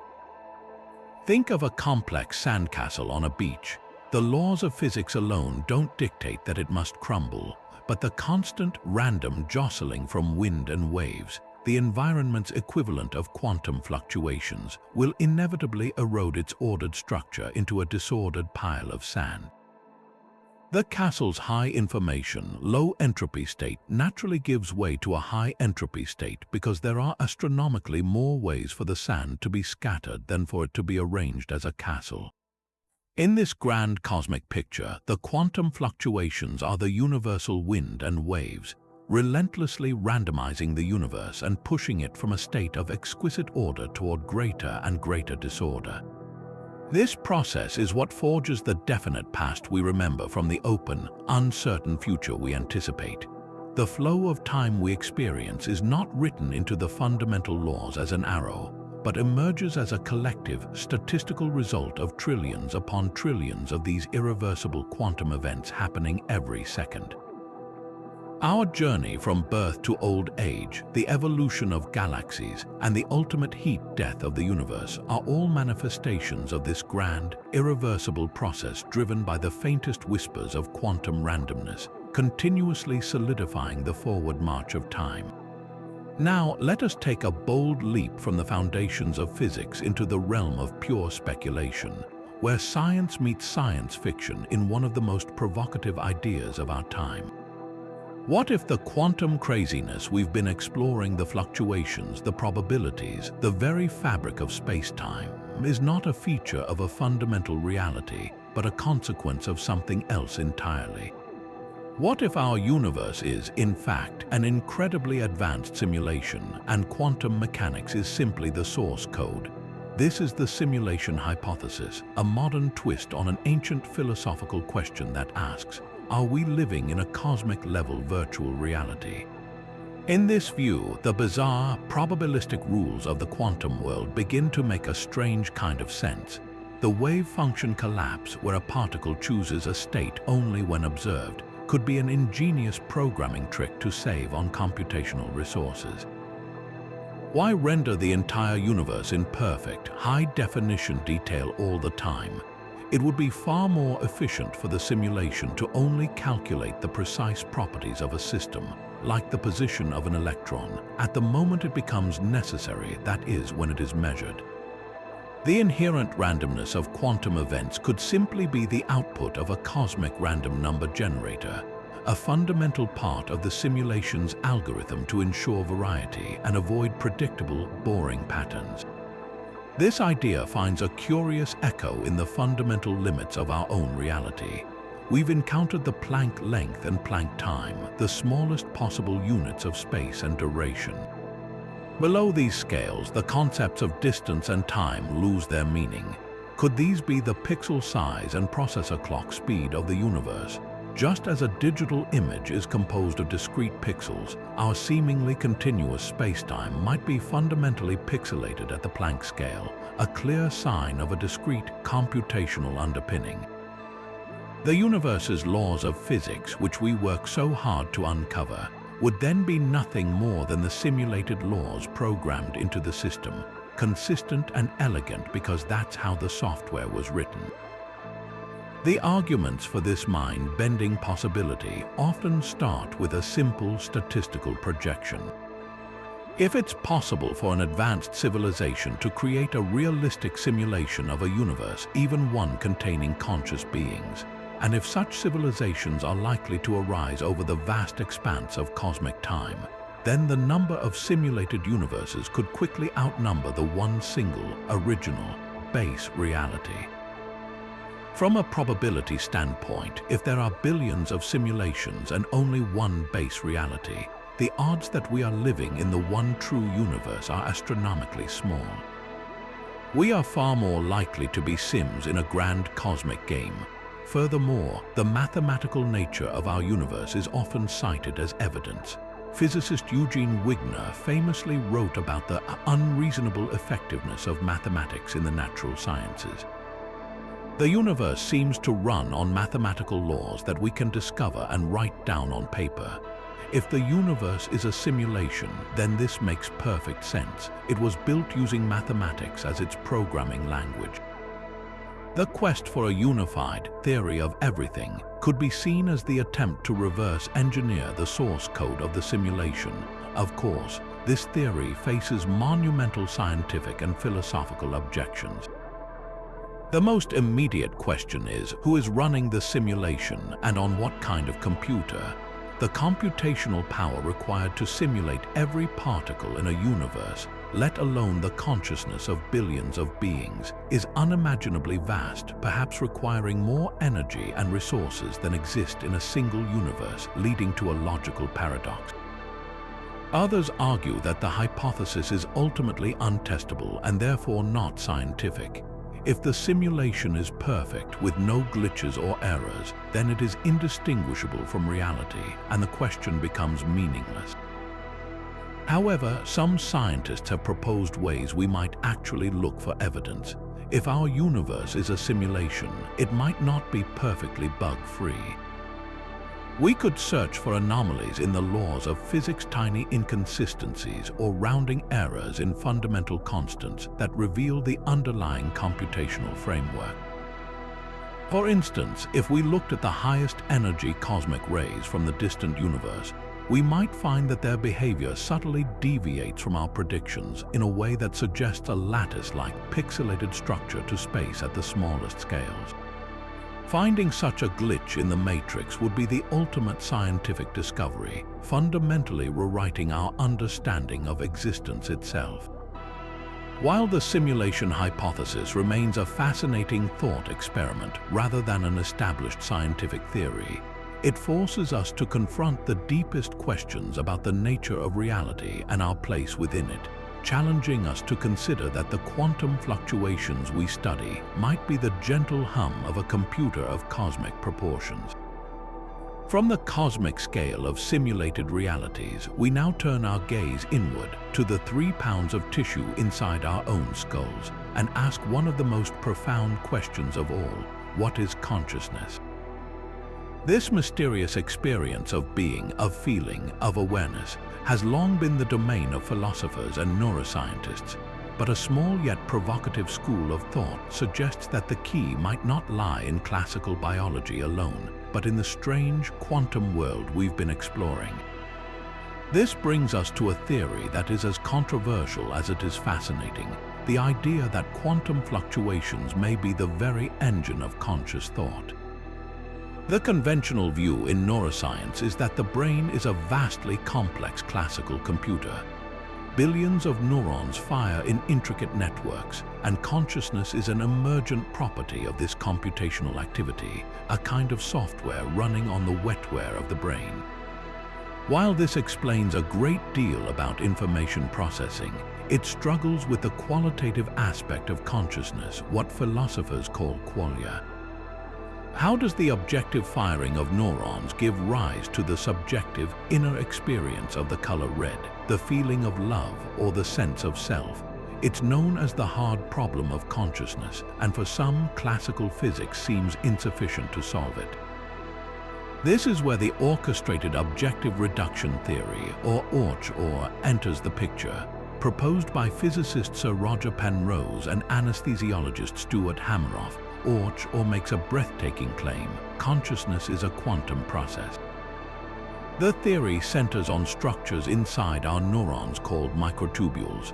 These are not just passive scaffolding, they are intricate, lattice-like networks of protein that form the cell's cytoskeleton. Hameroff proposed that these microtubules are the ideal candidates for quantum computation within the brain. Their structure could protect delicate quantum states from the warm, noisy environment of the body for periods long enough to perform meaningful quantum operations. Penrose then contributed the crucial mechanism, a specific form of wave function collapse driven by gravity, which we touched on earlier. In this view, quantum superpositions of states occur within the microtubules. These are not superpositions of particles in different places, but superpositions of different possible conformations or patterns of the tubulin proteins that make up the microtubules. Each superposition represents a pre-conscious proto-thought, a bundle of possibilities. This unstable state persists until the mass difference between the superposed states reaches a threshold where the competing spacetime geometries they would create become too significant.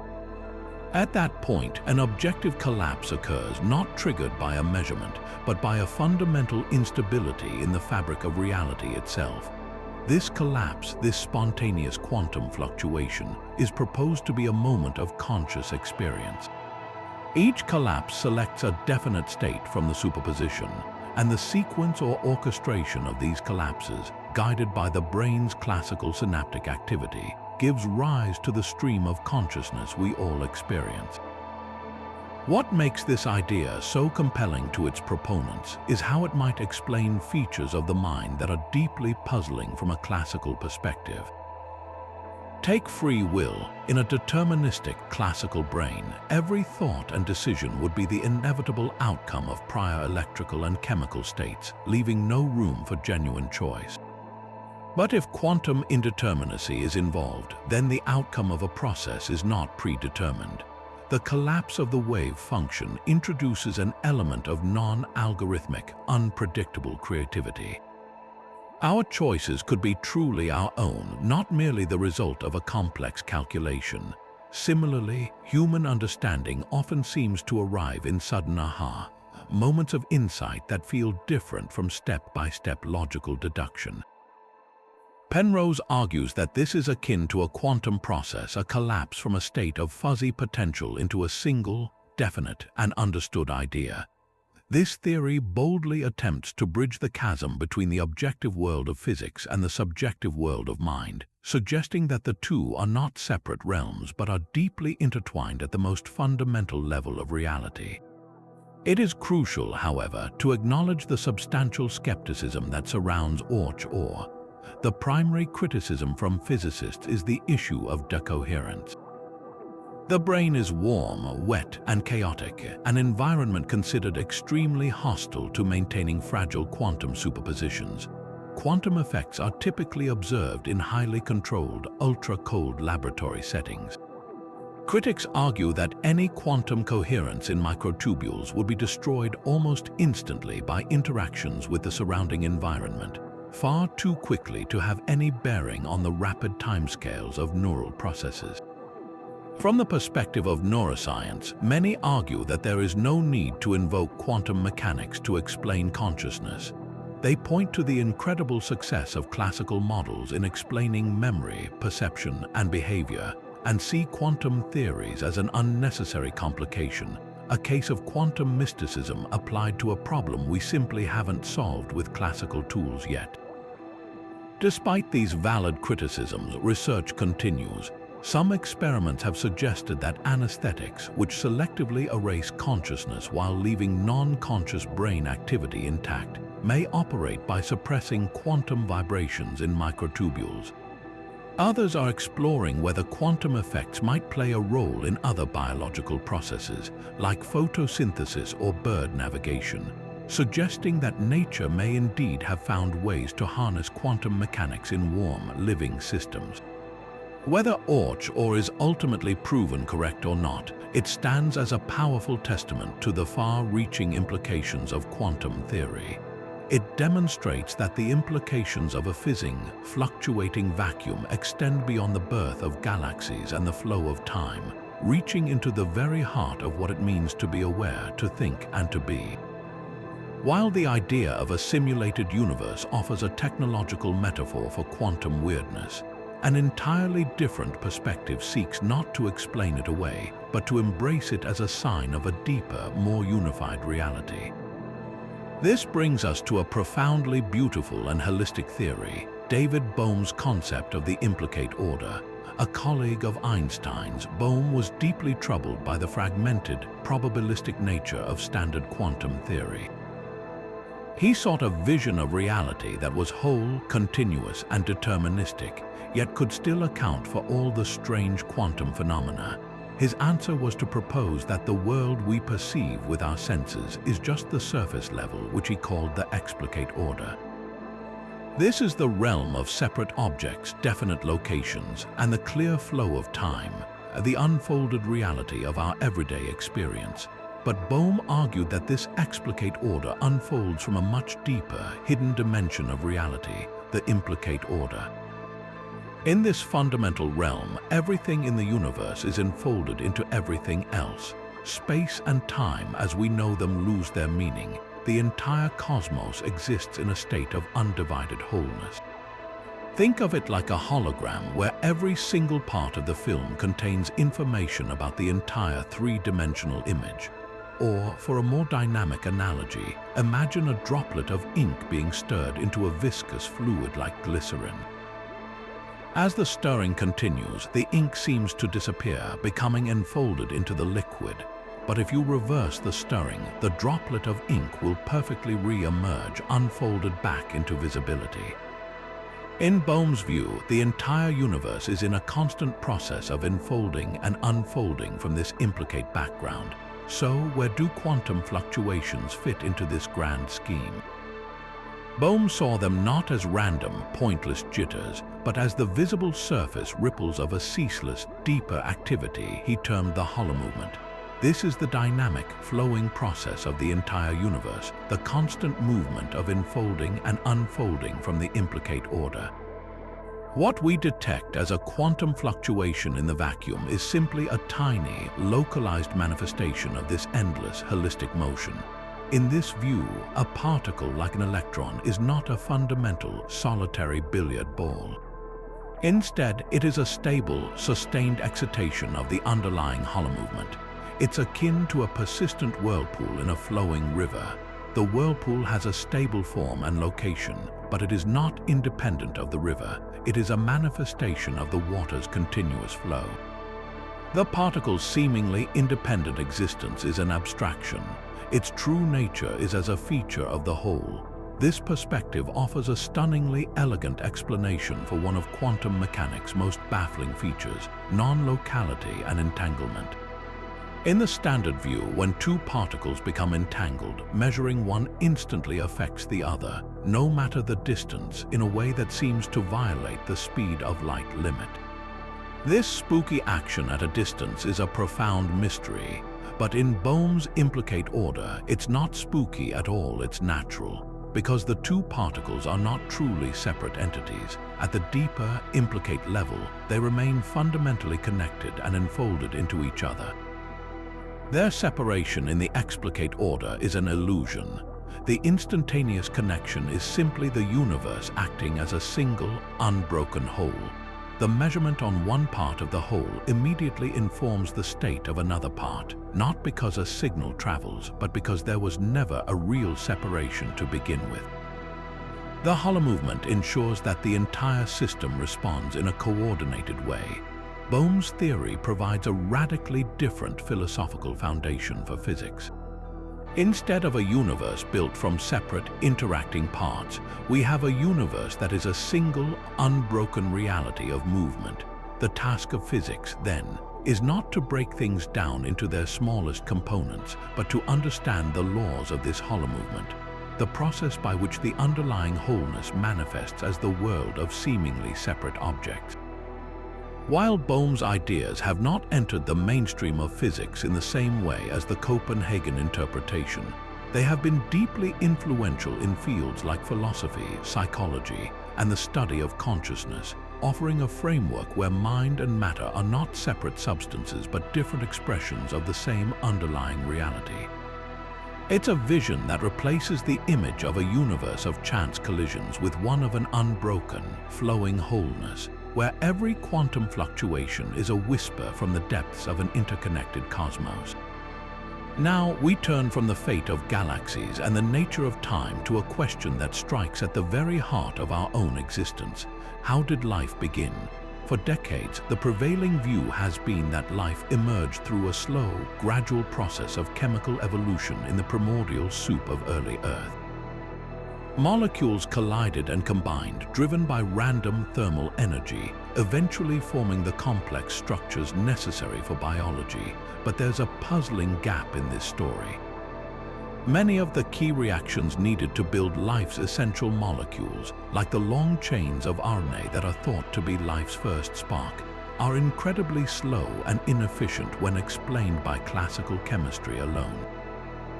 The energy barriers are often just too high for random thermal bumps to overcome in a meaningful time frame. This has led some scientists to propose a truly daring idea that the secret ingredient for life wasn't just sunlight and lightning, but the subtle, pervasive influence of the quantum world. What if quantum fluctuations provided the necessary nudge to bridge the gap between non-living chemistry and the first living systems?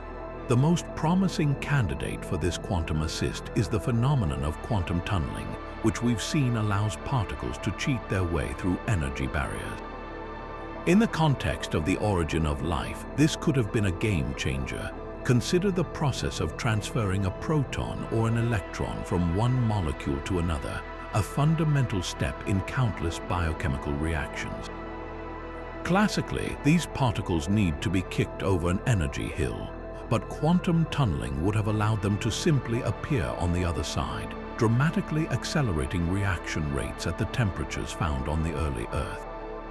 This is not just speculation, it's been demonstrated in the lab.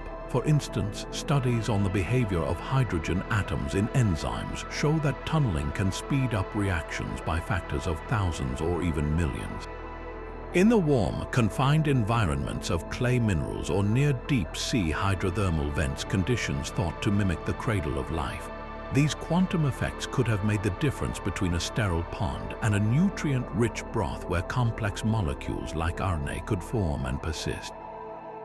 The random, probabilistic nature of quantum events, rather than being a hindrance, might have acted as a powerful exploration engine, testing countless molecular configurations far more efficiently than classical randomness ever could. This idea is part of a broader, thrilling frontier known as quantum biology, a field that investigates whether quantum effects are not just confined to physics labs, but are actively at work inside living organisms. The most well-established example is in photosynthesis. Plants, algae, and some bacteria capture sunlight with near-perfect efficiency.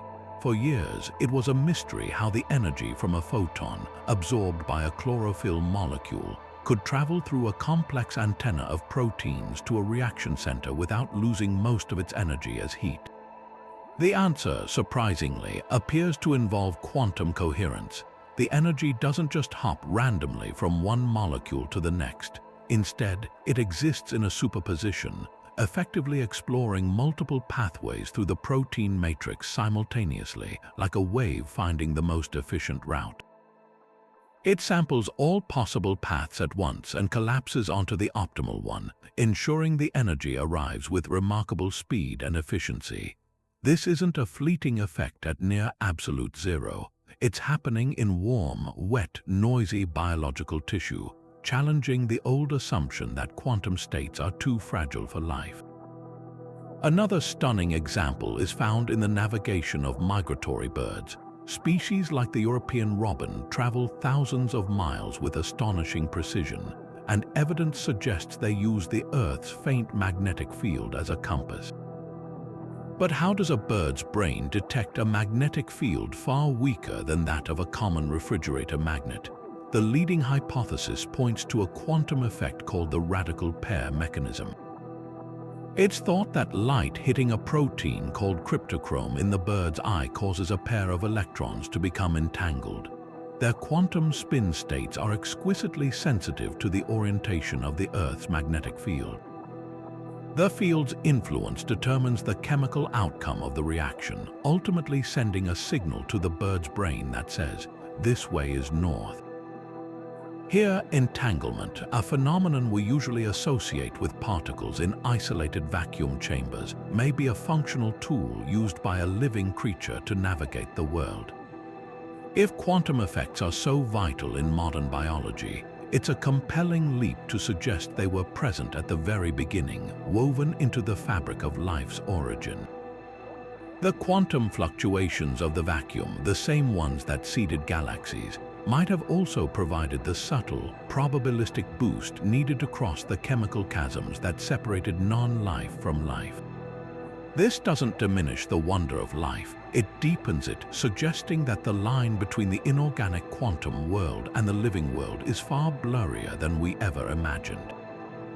Life may not be a triumphant victory over the random chaos of the quantum realm, but a stunning and elegant partnership with it. But if the very act of measurement creates an unbridgeable divide between the quantum and classical worlds, what if that divide is merely an illusion? What if there is no collapse, no single outcome chosen by chance? This brings us to one of the most audacious and mind-expanding theories in all of physics, the many worlds interpretation. Proposed by Hugh Everett in the 1950s, this interpretation takes the mathematical core of quantum mechanics with radical seriousness, and in doing so, it paints a picture of reality that is at once simpler and more fantastic than any other. Its central premise is deceptively straightforward. The wave function never collapses, ever. Instead, what we perceive as a single, random outcome is actually just our limited perspective on a reality that is constantly branching, splitting into a multitude of parallel universes where every possible outcome is realized. Think of the famous Schrödinger's cat experiment one last time. In the Copenhagen view, the cat is in a superposition of alive and dead until the box is opened, a paradox that forces a mysterious collapse. In the many worlds view, there is no paradox because there is no single outcome. When the radioactive atom interacts with the Geiger counter, the entire system, the atom, the counter, the poison vial, and the cat becomes entangled. The wave function of this combined system then contains two distinct, non-interacting components, one in which the atom decayed and the cat is dead, and another in which it did not and the cat is alive. Both are equally real. At that moment, the universe splits. In one branch, an observer opens the box and finds a dead cat. In the other, an identical observer opens the box and finds a living, purring cat. Both events happen in their own separate, non-communicating realities. There is no dice throwing, no fundamental randomness. The appearance of probability arises because, from the perspective of your branch, you only experience one outcome. You are unaware of the other yous in the other branches. Quantum fluctuations, in this view, are not the cause of random events in our world.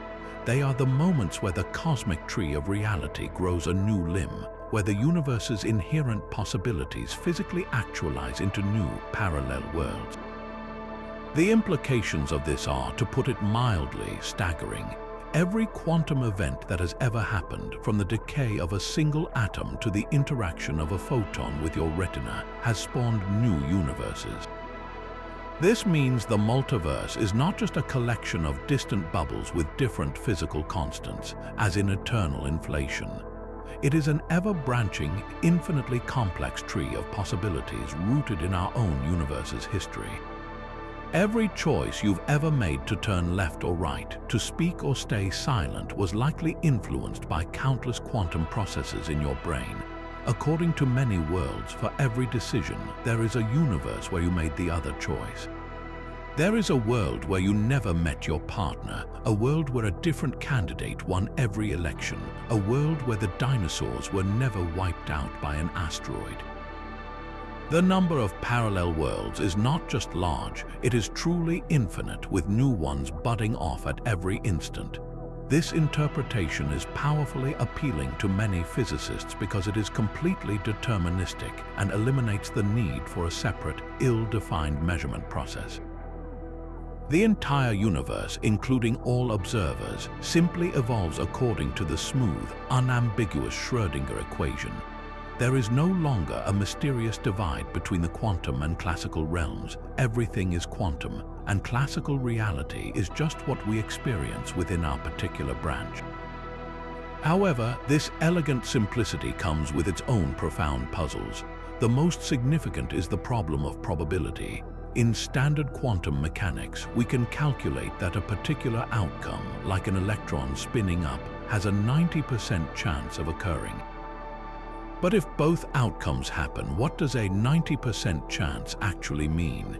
If all possibilities are realized, how can one be more probable than another? Proponents of many worlds argue that probability emerges from the measure of existence.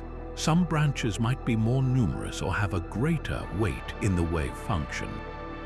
From your perspective before a quantum event, you should expect to find yourself in the branch where the higher probability outcome occurs, because your future selves are more likely to exist in those branches. It's a subtle argument that redefines what probability means in a fundamentally deterministic multiverse. Another challenge is the sheer, mind-numbing extravagance of the theory. It posits an infinite number of universes that are for all practical purposes unobservable.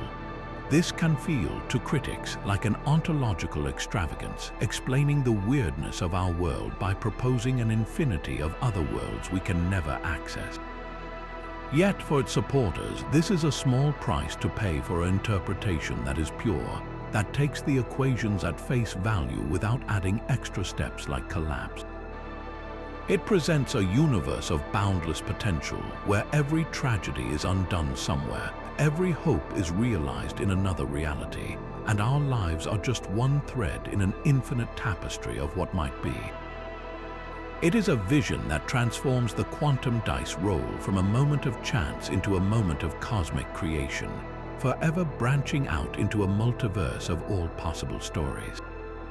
Now, if the idea of parallel universes branching from every decision feels overwhelming, prepare for a theory that challenges our most fundamental assumption about cause and effect, the direction of time itself. This is the transactional interpretation, a framework that dares to suggest that quantum events are not just random occurrences, but are instead finalized by a kind of handshake, a deal struck between the past and the future. In this view, the universe at its most basic level is not a one-way street running from cause to effect. Instead, it's a two-way conversation where the future plays an active role in shaping the present. To understand how, let's revisit a simple quantum event. An atom in an excited state emits a photon of light. In standard quantum mechanics, this is a probabilistic event. The photon is emitted in a spherical wave of possibility, and it only becomes a real particle when it is detected somewhere. The transactional interpretation, developed by physicist John Cramer, offers a more concrete, albeit stranger, mechanism. It proposes that the excited atom doesn't just emit a photon, it emits what is called an alpha wave. This is a wave that travels forward in time, spreading out in all directions, carrying the potential for the photon to be emitted. This wave is not yet the particle itself. It's an invitation, a proposal sent out into the future. When this alpha wave encounters a potential absorber, like a detector or another atom that can receive that specific energy, something remarkable happens. That absorber then sends a confirmation wave backward in time. This confirmation wave is not a physical particle traveling backwards. It's a solution to the quantum equations that mathematically retraces the path of the alpha wave. When the advanced confirmation wave from the future meets the retarded alpha wave from the past, they interfere constructively. It is this interference, this resonant handshake across time, that creates what we perceive as a real, localized photon traveling from the emitter to the absorber.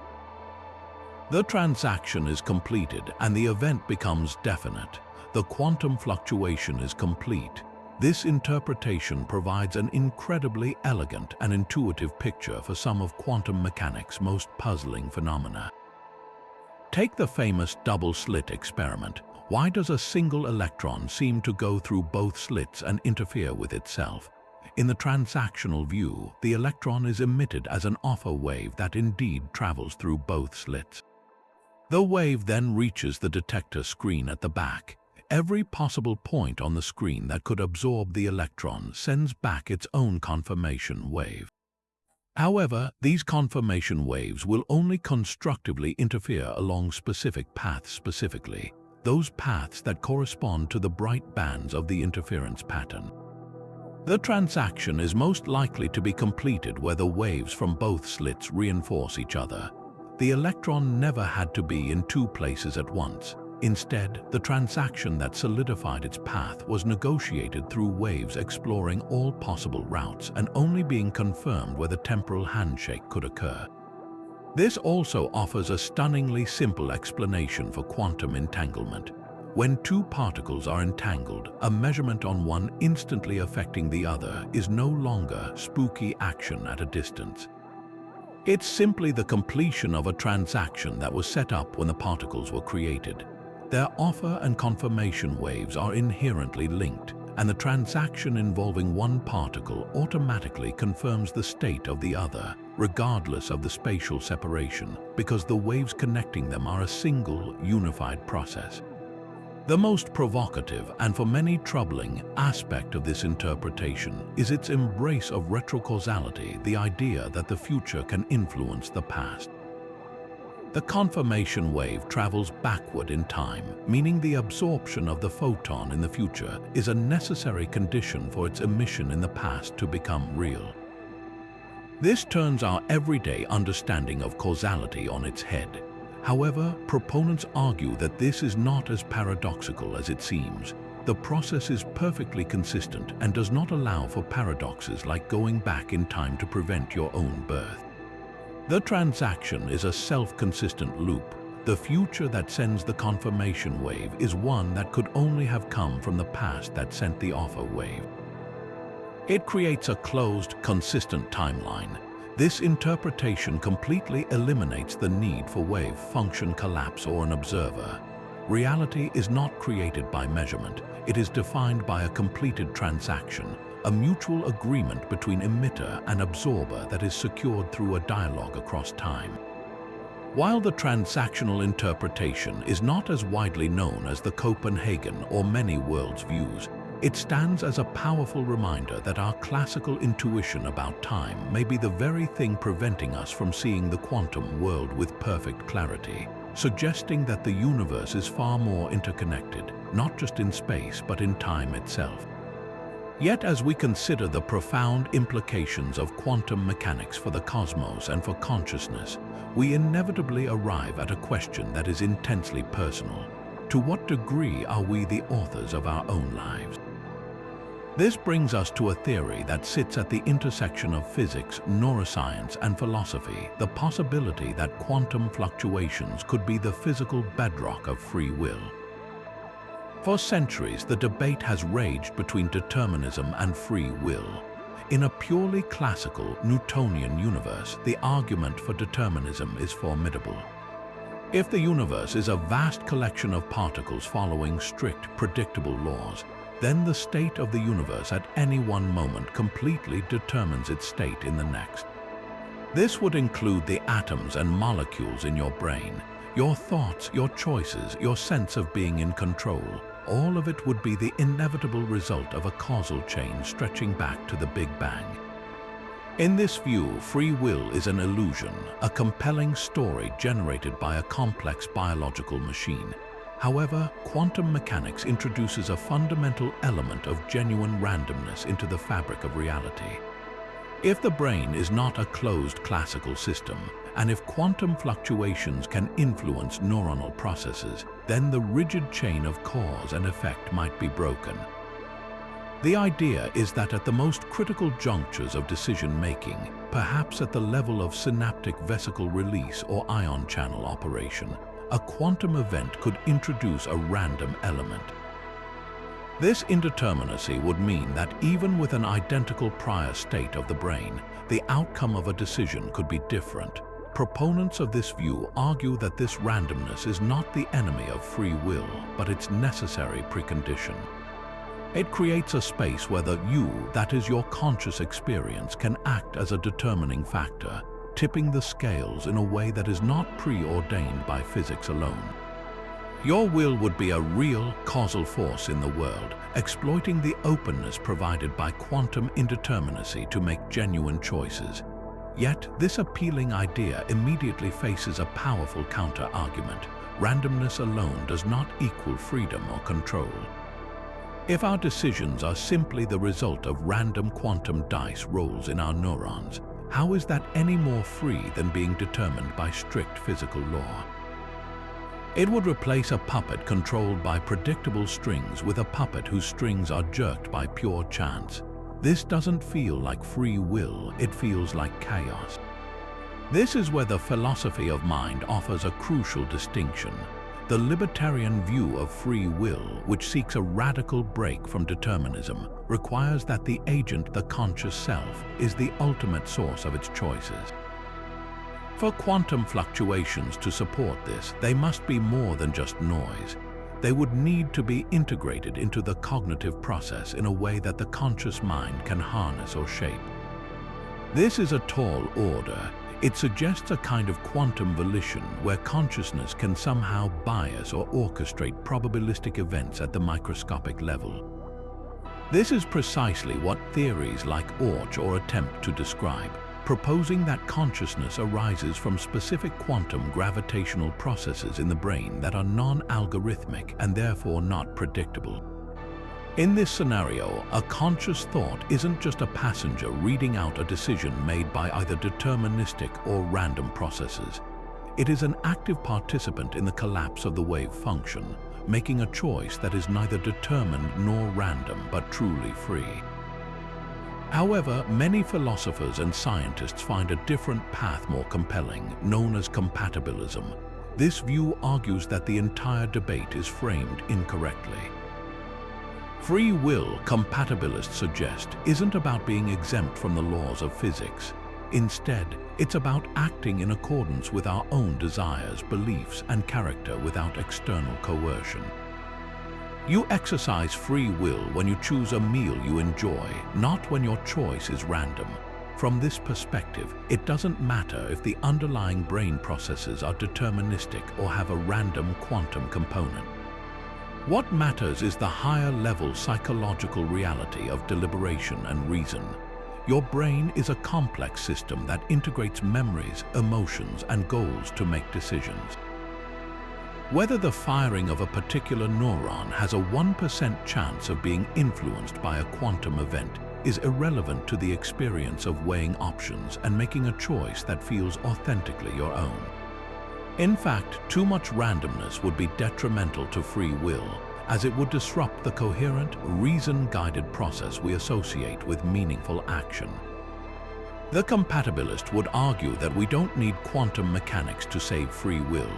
We need a better understanding of what free will means in the first place, not a metaphysical miracle, but a natural capacity of complex, self-aware systems. Ultimately, the question of quantum fluctuations and free will remains one of the most profound and unresolved puzzles. It forces us to confront the deepest questions about the nature of reality and our place within it. Is the universe a closed, deterministic system, an open arena of chance, or something more nuanced? Is the human mind a sophisticated classical computer, or does it tap into the weirdness of the quantum world? The evidence is far from conclusive, and the debate is as much about philosophy as it is about physics. What this theory highlights, however, is the incredible reach of quantum mechanics. Its implications are not confined to distant galaxies or subatomic particles. They extend into the very heart of human existence, challenging us to reconsider the nature of choice, responsibility, and the source of our own actions. Whether quantum fluctuations are the key to free will or merely a fascinating red herring, their inclusion in the conversation ensures that our understanding of ourselves remains as dynamic and uncertain as the quantum world itself.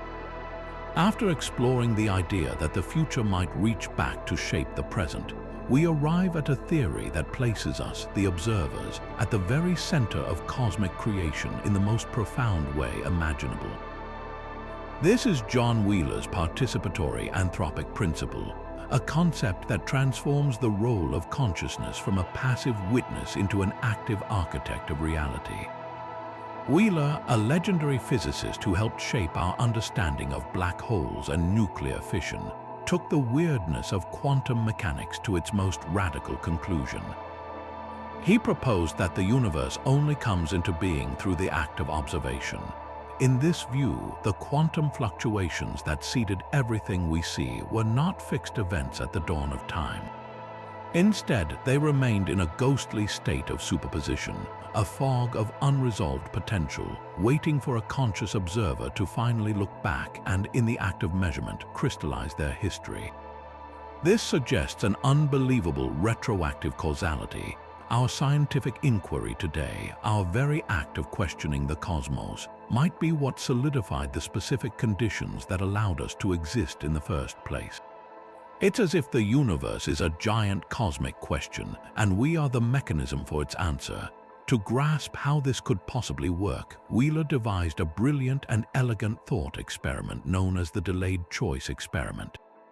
Imagine we're back at the classic double-slit setup, but on a cosmic scale. Instead of a screen just centimeters away, we'll use a distant quasar, a brilliant galactic core billions of light years away. Between us and this quasar, there's a massive galaxy. According to Einstein's theory of general relativity, the galaxy's gravity acts as a gravitational lens, bending the space around it. A single photon from the quasar can take one of two paths around this galaxy before continuing on its journey to Earth. Now, here on Earth, we have a choice of how to measure this photon after its billion-year journey. We can set up a device to detect which path it took, revealing its particle-like nature. Or we can set up an interferometer, a device that forces the paths to recombine and interfere with each other, revealing its wave-like nature. The staggering implication is this: our decision today, billions of years after the photon began its journey, seems to determine whether that photon traveled as a particle along a single path or as a wave along both paths all that time ago. The photon's ancient history remains indeterminate until the present-day measurement forces it to choose a past. Wheeler's experiment has been confirmed in laboratories on Earth, and while the distances are minuscule compared to the cosmic version, the principle holds. The past is not fixed until it is observed in the present. This leads to the participatory anthropic principle's most breathtaking claim, that the universe has somehow fine-tuned itself for life because only a life-friendly universe could produce observers to look back and confirm its existence. Think of the fundamental constants of nature: the strength of gravity, the mass of an electron, the force that binds atomic nuclei. If any of these values were even slightly different, the universe would be sterile, unable to form stars, planets, or carbon-based life. The standard anthropic principle simply states that we shouldn't be surprised to find ourselves in such a universe because we couldn't exist in any other. But Wheeler's participatory version goes much further.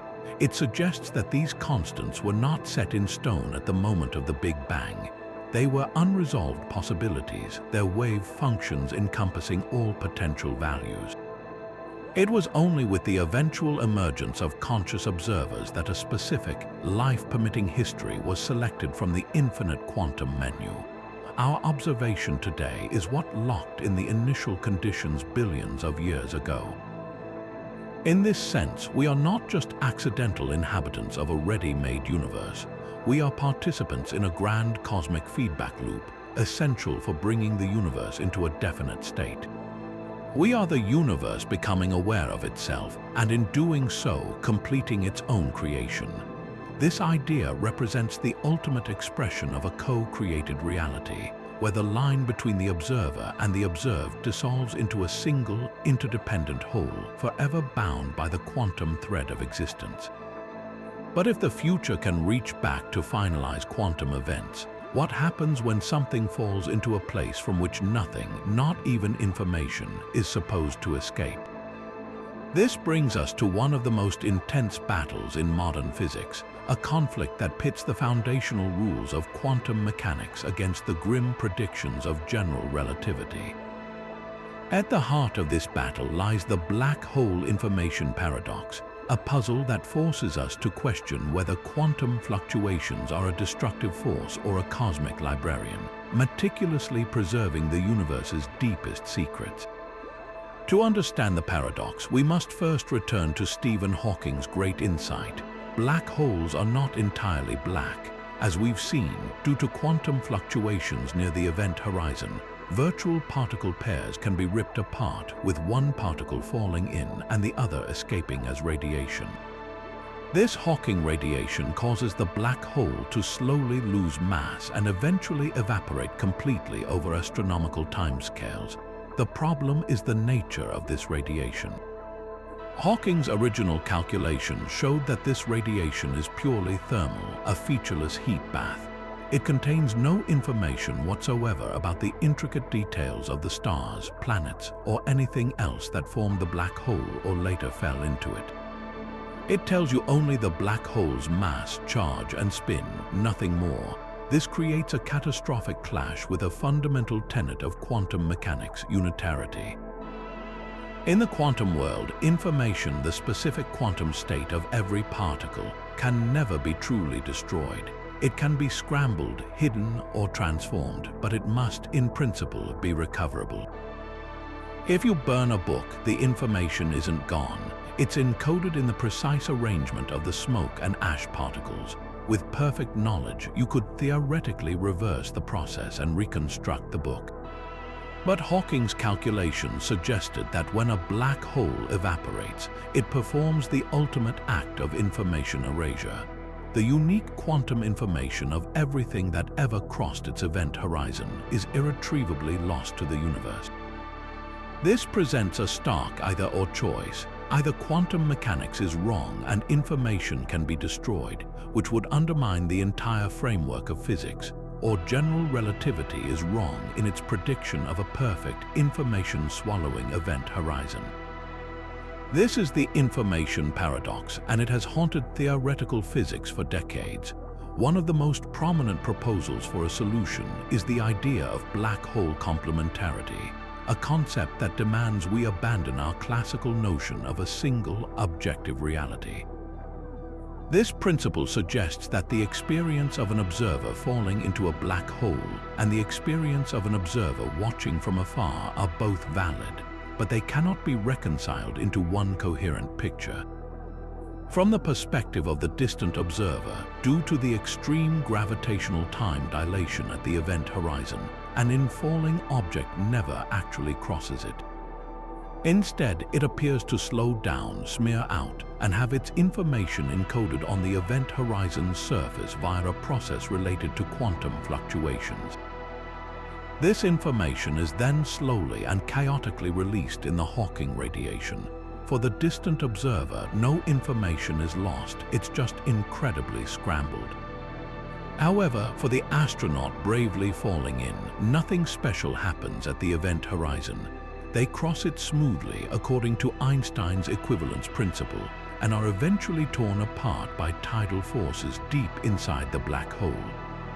Black hole complementarity asserts that both stories are true within their own reference frames, and the contradiction between them is not a flaw but a fundamental feature of quantum gravity. The information is both radiating away from the horizon and falling into the singularity. It's just that no single observer can ever have access to both copies without causing a paradox. This is where quantum fluctuations take center stage in a new role, not as destroyers but as potential preservers of information. The violent fluctuations at the event horizon, the same ones that give rise to Hawking radiation, might be the very mechanism that imprints information onto the outgoing particles. Think of the event horizon not as a perfectly smooth, calm boundary, but as a dynamic, fizzing layer. Each virtual particle pair born from the vacuum is entangled. When one falls in, its partner that escapes is still entangled with it. As the black hole evaporates, this intricate web of entanglement must be carefully transferred to the Hawking radiation itself to avoid a violation of quantum rules. The fluctuations ensure that the radiation, while appearing random and thermal to a casual observer, actually contains a subtle, encoded imprint of the black hole's history. Decoding this information would be like reconstructing a burned library from the pattern of heat that rose from the ashes. a task of unimaginable complexity, but not in principle impossible. More recent and even more radical ideas like the firewall paradox have pushed this thinking further, suggesting that to preserve quantum mechanics, the event horizon might not be a gentle place at all, but a blistering wall of energy, a firewall that would vaporize any infalling astronaut. This highlights the sheer extremity of the conflict. The information paradox is not an abstract curiosity. It is a powerful lens forcing us to confront the incompatibility of our two most successful theories. Resolving it will likely require a revolution in our understanding of spacetime itself, perhaps showing that spacetime is emergent from something more fundamental, like quantum information or entanglement. The fate of information in a black hole is ultimately a question about the fate of reality, and the solution will almost certainly reveal a universe even stranger and more deeply connected than we have so far dared to imagine. This astonishing idea, known as the ER equals EPR conjecture, proposes that two of the greatest mysteries in physics are not just related, but are in fact one and the same phenomenon seen from two different perspectives. On one side, we have EPR, named for Einstein, Podolsky, and Rosen, which represents the perplexing phenomenon of quantum entanglement, that spooky action at a distance where two particles remain mysteriously connected, instantly influencing each other no matter how far apart they are separated. On the other side, we have ER, the Einstein-Rosen bridge, which is the formal name for a wormhole, a hypothetical tunnel through the fabric of spacetime that could create a shortcut between two distant points. For decades, these were considered completely separate concepts. Entanglement was a quantum oddity, while wormholes were a speculative feature of general relativity. The revolutionary conjecture, championed by physicists like Juan Maldacena and Leonard Susskind, boldly claims that EPR and ER are mathematically equivalent. An entangled pair of particles, in this view, is not communicating faster than light through some ghostly channel. They are actually connected by a microscopic Planck-scale wormhole. That spooky connection is a physical bridge, a tiny thread of spacetime itself. To visualize this, picture two particles born together becoming entangled. In our classical view, we imagine sending them off in opposite directions into the void. But according to ER equals EPR, that's an illusion. Instead, think of them as the two mouths of an unimaginably small wormhole.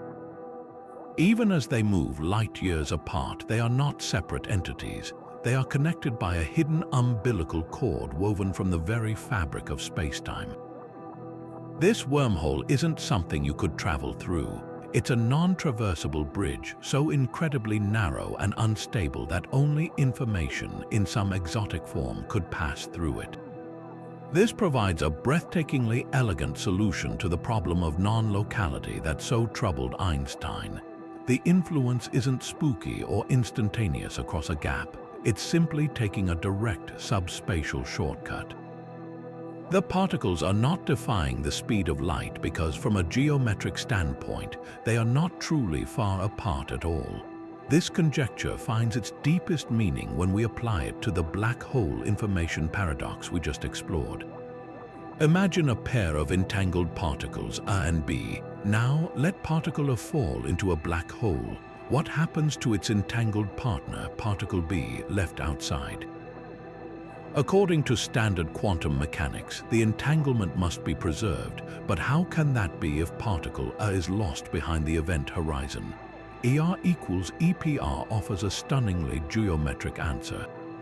The entanglement between particle A and particle B is the wormhole connecting the interior of the black hole to the outside universe. The information about particle A isn't trapped forever. It can travel through this microscopic bridge and be encoded in the Hawking radiation emitted by particle B. This suggests that the interior of a black hole is not a prison from which nothing escapes, but is subtly connected to the exterior through a vast, complex network of quantum wormholes, effectively making the black hole a tangled web of spacetime connections. This vision transforms the vacuum of space from a mere emptiness into what physicists call a wormhole network, where every entangled pair is linked by a tiny ER bridge, and the entire universe is underpinned by an intricate, dynamic lattice of these spacetime threads. The implications for a theory of quantum gravity are profound. For a century, general relativity and quantum mechanics have BEEN Chinese letter ING reality in two incompatible languages, one of smooth, curved geometry and the other of discrete probabilistic particles. AR equals EPR suggests that these are just two different dictionaries for the same underlying reality. Quantum entanglement, the hallmark of quantum mechanics, is the geometry of spacetime at the smallest scales. This means that the spacetime we inhabit may not be fundamental. It could be an emergent property, a kind of smooth, classical illusion that arises from a vast, dense network of quantum entanglements, a universe woven together by countless invisible threads. The fluctuating, foamy nature of spacetime at the Planck scale, which we discussed earlier, could be the visible manifestation of these countless, fleeting wormholes constantly forming and breaking. What we call a quantum fluctuation might be the brief creation of a new wormhole connection.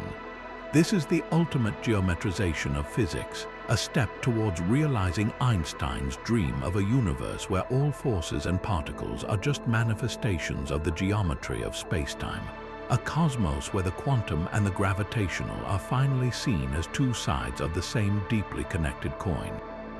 And so, after this incredible journey through cosmic birth, parallel worlds, and the nature of consciousness, we arrive at our final, most synthesizing theory, a perspective that seeks to unify everything we've explored. This is the idea that quantum fluctuations are not merely a phenomenon within the universe, they are the fundamental substance of the universe. In this ultimate view, the ceaseless, probabilistic dance of the quantum vacuum is the primary reality. Everything we consider fundamental space, time, matter, even the forces of nature, are not the starting points but are themselves emergent properties, stable and persistent patterns that arise from this underlying dynamic sea of fluctuation. It's a profound shift from thinking of the world as being made of things to seeing it as a universe of processes. What we perceive as a solid electron is not a tiny, eternal marble, but a remarkably stable vibration, a whirlpool in the ever-flowing river of the quantum field. Its existence is a verb, not a noun. It is an ongoing event, a process of electron-ing, sustained by the constant energy of the vacuum. This perspective, known as a process ontology, suggests that to be is actually to fluctuate. Being itself is a dynamic activity. This radical idea finds a powerful echo in the latest approaches to quantum gravity, particularly in frameworks like loop quantum gravity and causal set theory. These theories attempt to describe the fabric of spacetime not as a smooth, continuous sheet, as in Einstein's relativity, but as something discrete and granular at the smallest scales. Imagine spacetime not as a perfectly smooth piece of paper, but as a vast network of interconnected points like an immense cosmic mesh. In this view, a single point or atom of space is not a location in space, but is itself a quantum event, a fundamental fluctuation. The connections between these points are the relational events that define proximity and causality. What we experience as the smooth, continuous flow of time is then the result of a vast number of these discrete events occurring in a particular coherent sequence. The passage of time emerges from the network of causal relationships between these quantum happenings. From this perspective, the Big Bang was not an explosion in space and time, but the moment when this network of relational events first began to rapidly complexify, giving rise to the dimensions of space and the arrow of time as we know them. The universe is not expanding into anything. The network of quantum events is simply growing more numerous and more interconnected. This process-oriented view also offers a fresh way to understand the perplexing issue of wave function collapse. Instead of a mysterious transition from a world of possibilities to a world of facts, the collapse can be seen as a process of relational stabilization. A quantum system exists in a superposition because it is not yet strongly enough entangled with its environment.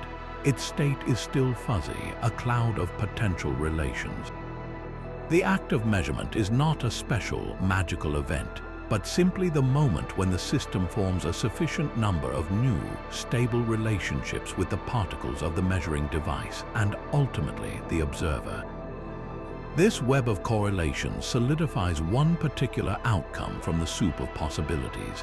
The fluctuation is tamed into a definite fact through the power of relationship. This makes the universe appear profoundly participatory. Properties of objects aren't absolute. They are defined by their relationships to other objects within the cosmic network. An electron has spin up only in relation to a specific measuring axis. There is no solitary, independent existence. What does this mean for us, for the reality we experience every day? It suggests that the solidity of the chair you're sitting on, the steady flow of seconds on a clock, and the very sense of your own continuous self are all magnificent, high-level illusions. They are stable, large-scale patterns that have emerged from the unimaginably complex and frenetic dance of countless fundamental quantum events. The chair is solid because the pattern of fluctuations that constitutes its atoms is incredibly stable and resilient. Time flows because the network of events is growing and evolving in a remarkably consistent way. You are a coherent consciousness because your brain is a system that maintains a stable, self-reinforcing pattern of neural activity, itself an emergent phenomenon from the quantum processes within. This is not to say that our reality is unreal. It is to say that it is real in a different, more profound way than we ever imagined. It is real as a pattern, as a symphony composed from the fundamental notes of quantum fluctuation. This final theory doesn't answer all the questions, but it provides a breathtakingly elegant and holistic framework. It suggests that at the heart of everything, from the birth of a universe to the firing of a neuron, lies the same fundamental process, an eternal, creative, and relational dance of fluctuation. The universe isn't a place where strange quantum things happen. The universe is, at its core, the happening itself. And so we reach the end of our expedition, a journey that began with empty space and ended by redefining reality itself. We have traveled from the spontaneous quantum flutter that may have birthed the cosmos, across a landscape of eternal inflation where infinite universes blossom, to the very edge of black holes where information itself faces its ultimate test. We have seen how these same fluctuations sculpted the cosmic web of galaxies, how they might tick within our own minds as consciousness, and how they could even hold the key to life's origins. We have considered frameworks where the universe is a simulation, a hologram, or a participatory phenomenon brought into being by our own observation. Through it all, one unifying theme has emerged with stunning clarity. The vacuum of space is anything but empty. It is a dynamic, creative, and foundational substance, a seething cauldron of potential from which everything we know and everything we are has arisen.